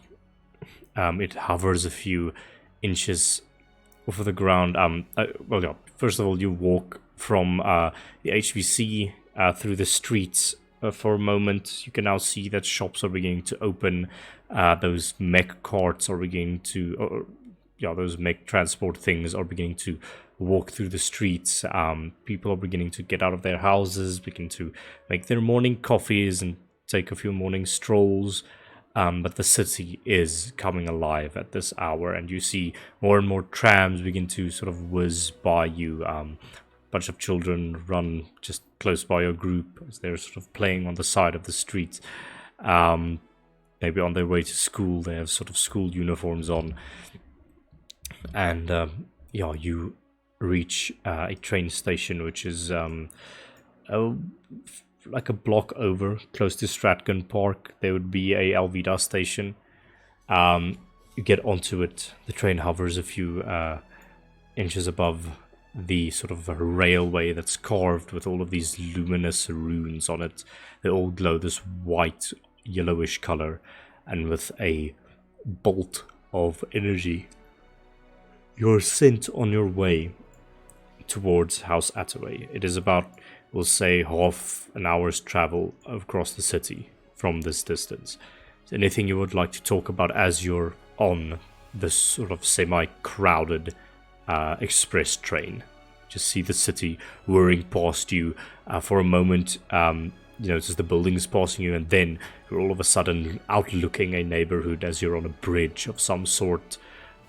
The train quickly whizzes past. You just can see the scenery. It sort of takes one turn, and by this time you can see, like in the distance, a massive golden, like conical building in the center, which you know to be the Golden House. You sort of enter the Bourgeoisie district and see fancier buildings as all of this is happening. Anything you'd like to talk about, strategize? What are you doing? What do we know about this family? I'm just asking for the group. Anyone know anything? Aren't you from I don't that know them at all. class of society? Wouldn't you know more of them? Oh, you are? And Alora's eyes just go by. Well, anyway, what do I know? Make a history check for me.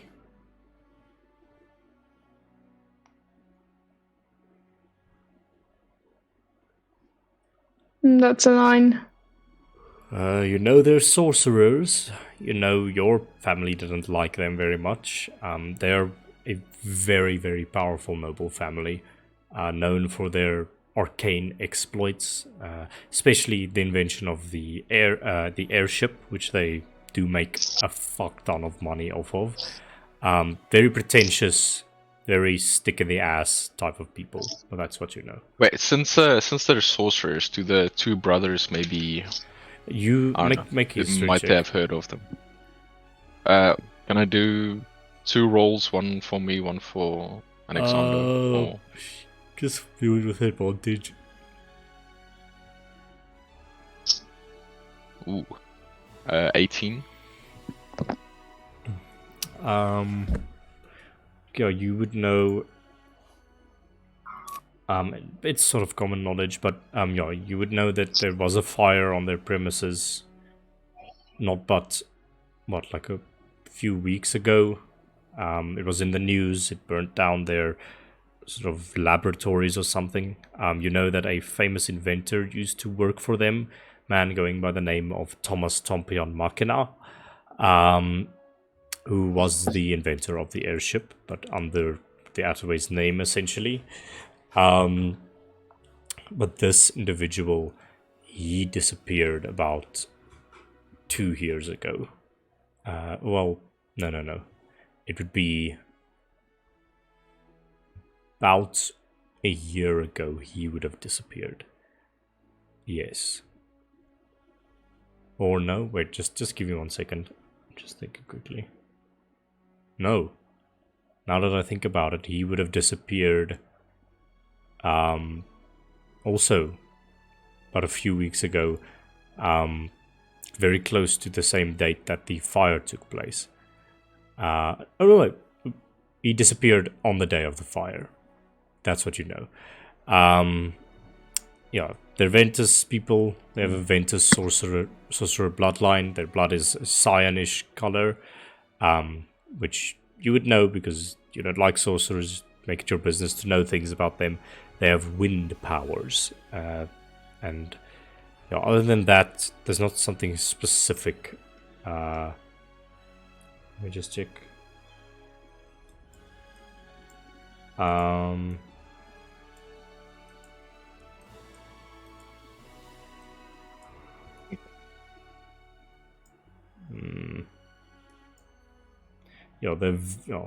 They're very greedy, these people. Like, they're the classic people that only care about power and influence. But yeah, that's what you know. I don't think like you would have had too much to do with them in your time.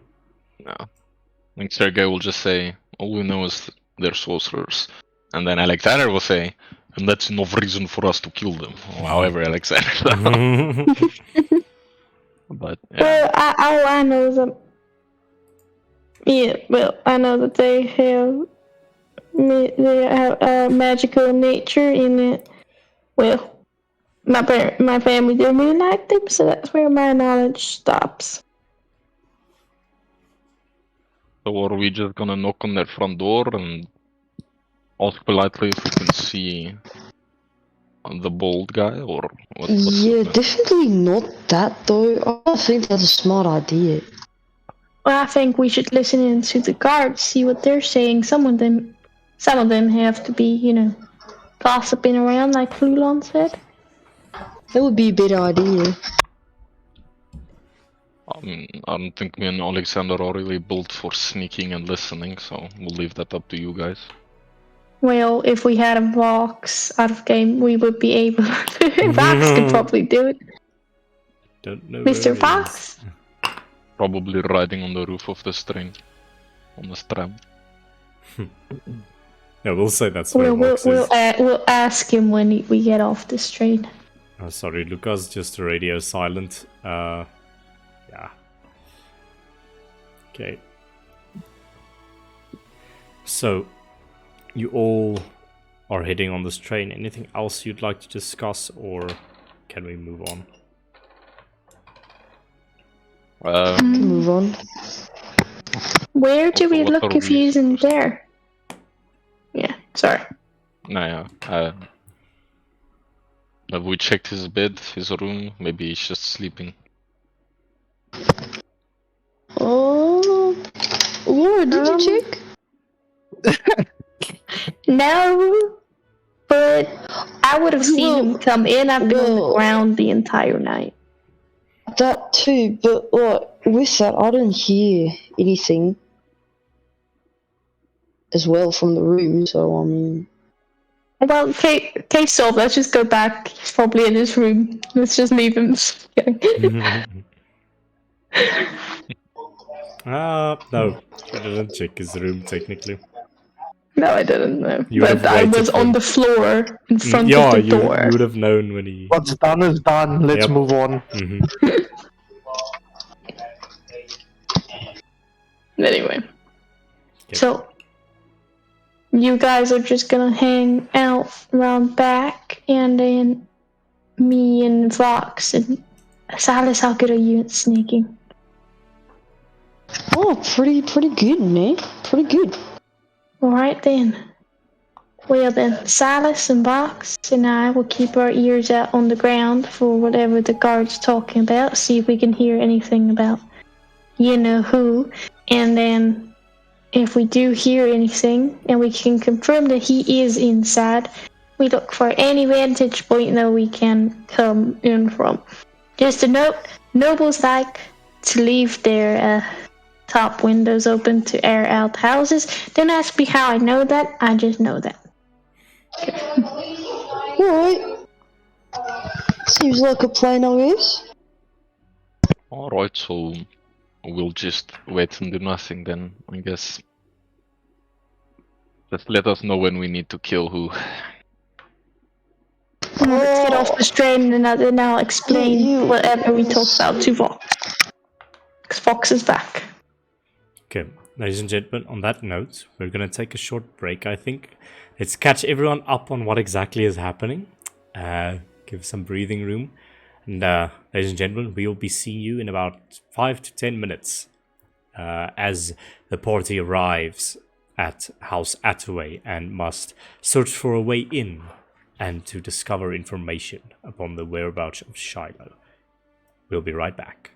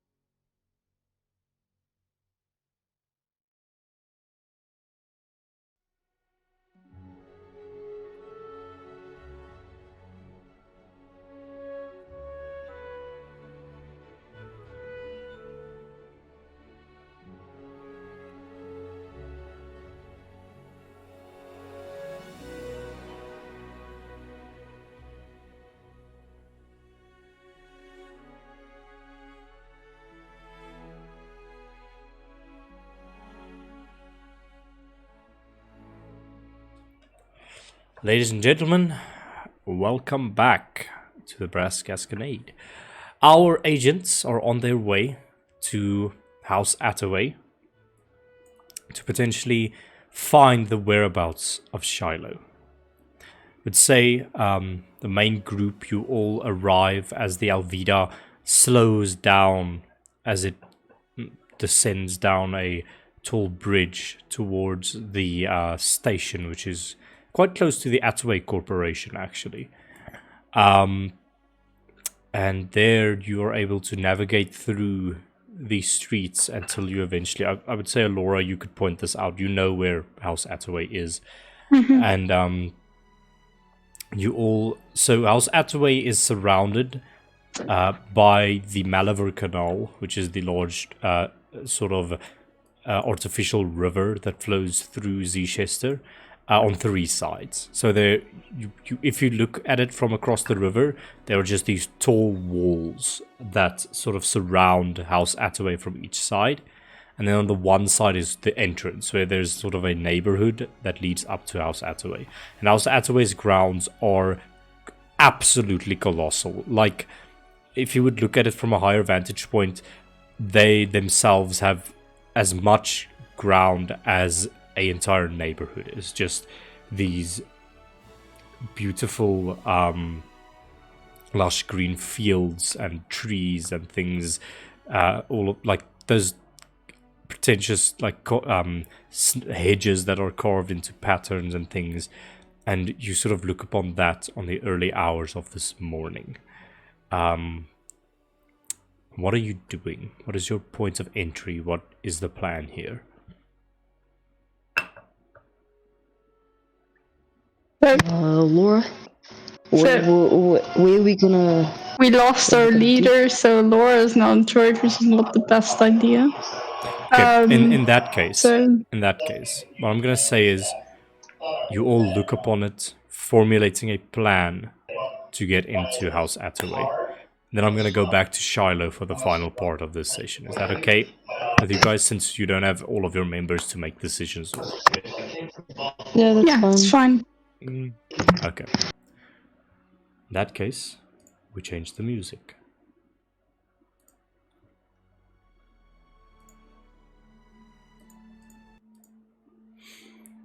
Shiloh. An undisclosed amount of time has passed. But I will give you the actual time that passed. It's about an hour or so. You guys travel for 30 minutes. It's about 7:30, going on 8 o'clock right now. Shiloh, you are in a pristine jail cell somewhere. Possibly in House Attaway. And I would say that literally it's almost like a Star Wars jail cell where there's like a holographic projection of these cyan bars made out of pure wind energy.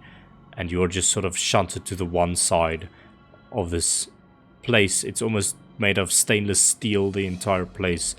You notice that your feet and your hands are bound with magical chains. And just for a reminder, what bound means on your arms is you have disadvantage on strength checks and strength saving throws, as well as dex checks and dex saving throws, and you cannot cast spells with semantic components. And bound with your legs is half movement speed, disadvantage on strength and dex checks and saving throws. You find yourself just sort of thrown into this jail cell with this these holographic like cyan bars that bar the one side. The rest of it is just a stainless steel cube that you're in, one side with these bars on it, and your eyes flicker on, and should you look through your eyes, you see that they give off a almost turquoise hue wherever you're looking, because you don't have your goggles on. It is quite semi-dark in this cell, but you still have to squint your eyes from the light that is sort of emanating from a lamp outside of the cell. So you find yourself in this space. I would say if like the room is dark, the effect of light does not. As long as it's not direct light shining on him or into his eyes, it doesn't really matter. So if he were to get closer to the light, that would once again start to make his head woozy. But I think he just stays. I'm guessing he's like loose, like tied up, but like just laying somewhere, right? Yeah. I think, yeah, his eyes open up, and if someone were to stand on the outside in, they wouldn't see him. They would just see these two glowing turquoise eyes staring out of the shadows. So that's where he is right now. As you focus, you hear a voice. Well, and this is clearly the voice of Kieran Attaway, the person that spoke to you previously. He stands on the outside, leaning against the wall that is opposite to the open side of this cage. It seems that our scientists are ready for you. Are you sure you don't have any more information about what you are, where your father is, what happened to the Attaway Corporation, the accident, anything? Shiloh just stays quiet. Because one way or another, we are getting that from you. We're also getting whatever is in you. And he sort of snaps his fingers, and these sort of guards wearing like white uniforms with subtle hints of cyan on them. Sort of press a button, the bars on the cage lower. They walk in and sort of stand you to your feet while you're bound, and they begin marching you somewhere, with Kieran keeping an eye on you close by. I keep my eyes closed, as I'm guessing there are much direct light coming from this hallway. Yeah. You move through the space, unsure of where they're taking you. You go through a few doors that sort of slide open with sort of mechanical noise. Eventually, you arrive in a room much larger than the hallways you've been moving through. You feel your body being lifted with much effort. Seems that they are struggling to lift your weight, and you're placed upon a operating table of sorts. And you feel straps tightening around your arms, and you can just feel the thrumming light of an operating table light that is just directly shining onto your body and into your eyes. Just yeah, he clenches his eyes closed.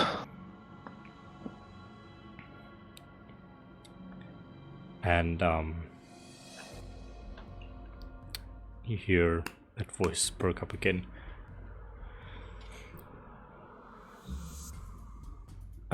Speaking to someone else.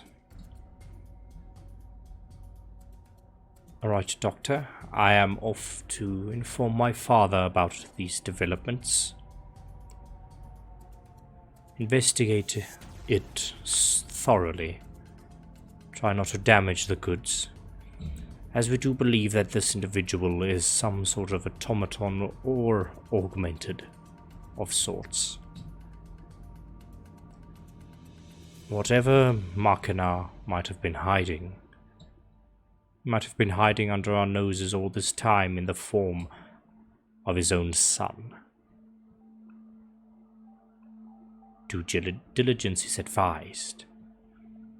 And you hear him walk off. And do you have feeling in your limbs? I have feeling. I don't have pain receptors. I can feel anything, everything.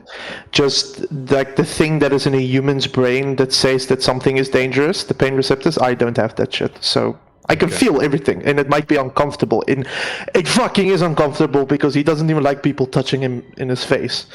But it's not painful. Okay. What's your health? Full at the moment. What is the number? Oh no. It is 21. Okay. You feel a series of pokes all across your body. And he kind of squirms in discomfort. As these individuals like sort of snap on their operating gloves, and you hear the sound of, you know, those little saws that they use to cut open skulls? That, like, high-pitched whizzing. It's a bone saw. A bone yeah. saw. You hear like the No. Oh no. of a bone saw. You hear it like as it cuts into metal. There's more than one. Cutting on certain edges, and you feel those pokes were maybe prodding for where the flesh is and where the metal is, but they found only metal when doing so. And you feel a cutting sensation on your right shoulder. It starts at the top, begins working its way down, around, and through. Oh no. You take 9 points of slashing damage. Your maximum HP also reduces by the same amount, as you feel your arm dislodge and pop out of its socket as they cut it off. And they begin muttering to each other. For a moment you are left alone as they inspect this arm. You watch them sort of mess around with it, and you hear as your arm blade activates on it. A few gasps from the doctors, but they still keep prodding. And then... Can I control my arm as it is if it's not connected to my body? Probably not. No. At least not. No. Yeah, at least not now. Um... Soon, though. And next thing you feel is more of those needles prodding. This time closer to your chest, and you hear the doctor speaking. Well, this is quite the remarkable specimen. I don't know if this is Markina's making has really outdone himself this time. Whatever this thing is, it definitely channels magic through its wiring and circuitry. Yes, I must agree. It extends throughout its body, and it's made out of some sort of alloy that is quite interesting. If this thing truly is fully automaton, we must get to the bottom of its power source. I mean, even the augmented need power sources. I'm willing to bet. Who do you think his power source is, then? Well, I'm willing to bet it's where the power source of a normal human would be. Right in the chest. It is the safest part on the human body, of course, protected by all those layers of bone and flesh. In this case, stainless steel. Right. Let's begin. You feel that bone saw now pierce your chest cavity and slice all the way down to sort of where your diaphragma, wat ook al dit genoem is in Engels. Just a straight... Diaphragm. Yeah, your diaphragm. Straight slit. Another one that crosses that one. You feel something akin to a crowbar of some sorts get wedged in there, and you hear the terrible cracking of metal as you take another 2 points of piercing damage in this case, as your chest cavity is bent open. You just hear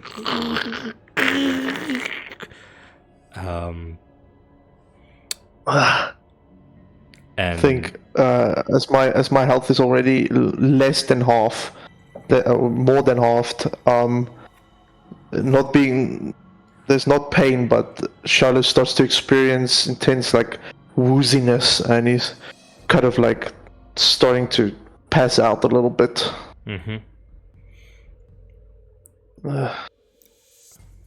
You feel, or you hear this doctor speak up again. What is that? I've never seen something quite like it. And you hear this like almost device of scanner of some sort just go and it explodes. And you hear them stumble back. Oh, boy. Doctor, I think we hit the nail right on the head. This must be the core that the master was talking about, that Machina was talking about. Know not its nature. I only know rumors that Machina found a power source that was near limitless. If this is not it, then the grass isn't green. Yes. Very good. And you feel a noise and something being sort of raised out of your chest cavity. Do you open your eyes in this moment? I think I squint the slight bit. The light is very harsh, but looking over your chest, you see the same bright light that you saw in that vision once. A orb of white energy that glows like the hottest sun you've ever seen, extruding arcane energy, and it is now sort of elevated out of your chest cavity, connected by like many wires and things.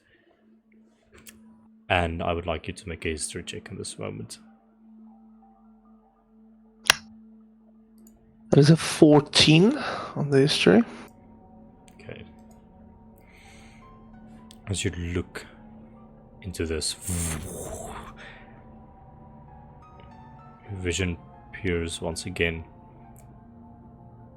You're taken back to a scene that is familiar to you. Well, seems familiar to you. You're strung up in a familiar basement. Almost as if your arms are held up by ropes, your feet are held up by ropes, just sort of suspending you in this space. Well, actually, you would be in one of those pods. You're in one of those pods that I originally described. Goblin. Yeah. You're in that pod that you woke up in. Yeah. You see the inverted silhouette of this man that you recognize as Thomas Tompion Machina walking. You don't see his face, just the white silhouette walking about the room. And you see this glowing orb on a table nearby. And he's walking, pacing. He's nervous. He says,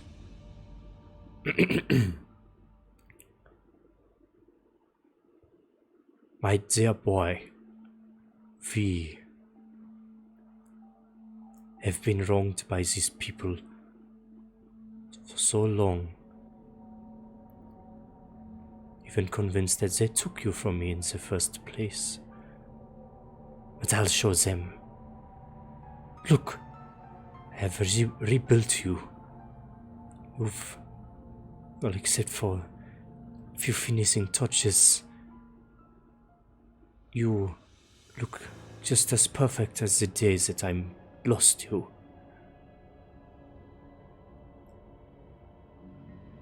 Never fear, my boy. I will return all your memories to you. Your mind will be stronger than it has ever been before. You will be stronger than you've ever been before. I've had it with these nobles, the oppressive regime, because at the end of the day, I was the one that indirectly gave them all their power.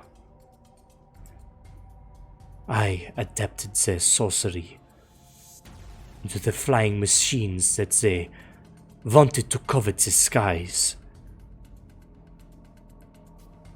From my technology, they made a fortune, and all that I get, the small little hovel that sits on their property, which is not much more than a glorified prison cell. Scratch that. Slavery camp for me to toil away while they grasp all the power in their greedy hands. I've spent much time. And he walks over to the orb. I've kept this a secret from them for a long time. This is a device that I call the Perennial Core. I made it from ancient artifacts that happened to come to me in my work. It is a core of power that can generate near unlimited amounts of arcane energy. And you will use it to flatten their little nobility into the ground. We begin with the Attaways, then we move on to the rest. And he picks it up and slots it into your chest. And he says, after this is done, maybe we go back to those happy memories that we had. Not the sad ones that we were slaving away with this entire lifetime. Having to look over our shoulders with everything we do. And he walks back, sort of turns his back on you.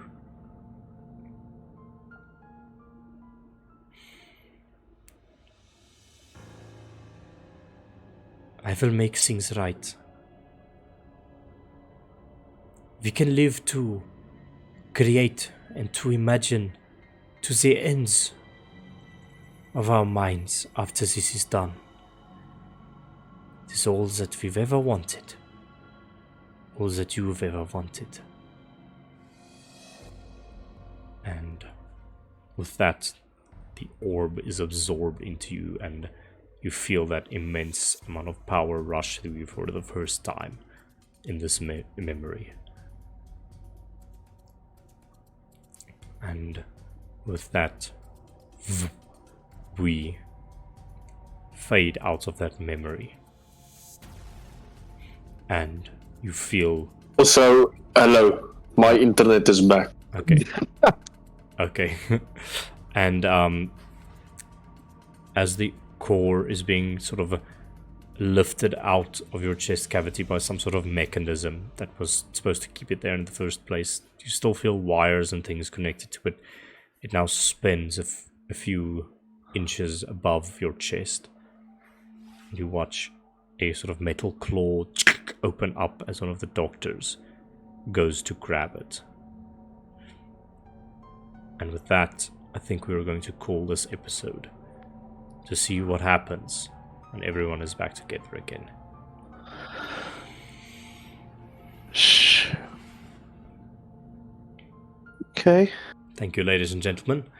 This was the Brass Gasconade episode 6. Join us tomorrow for episode 7 as we continue this madness and head into House Attaway to see if Shiloh can indeed be saved. What is up with the apparent infinite magical energy that dwells within him? What does House Attaway want with it? What does his father have to do with it? And what has our agents gotten themselves mixed up in?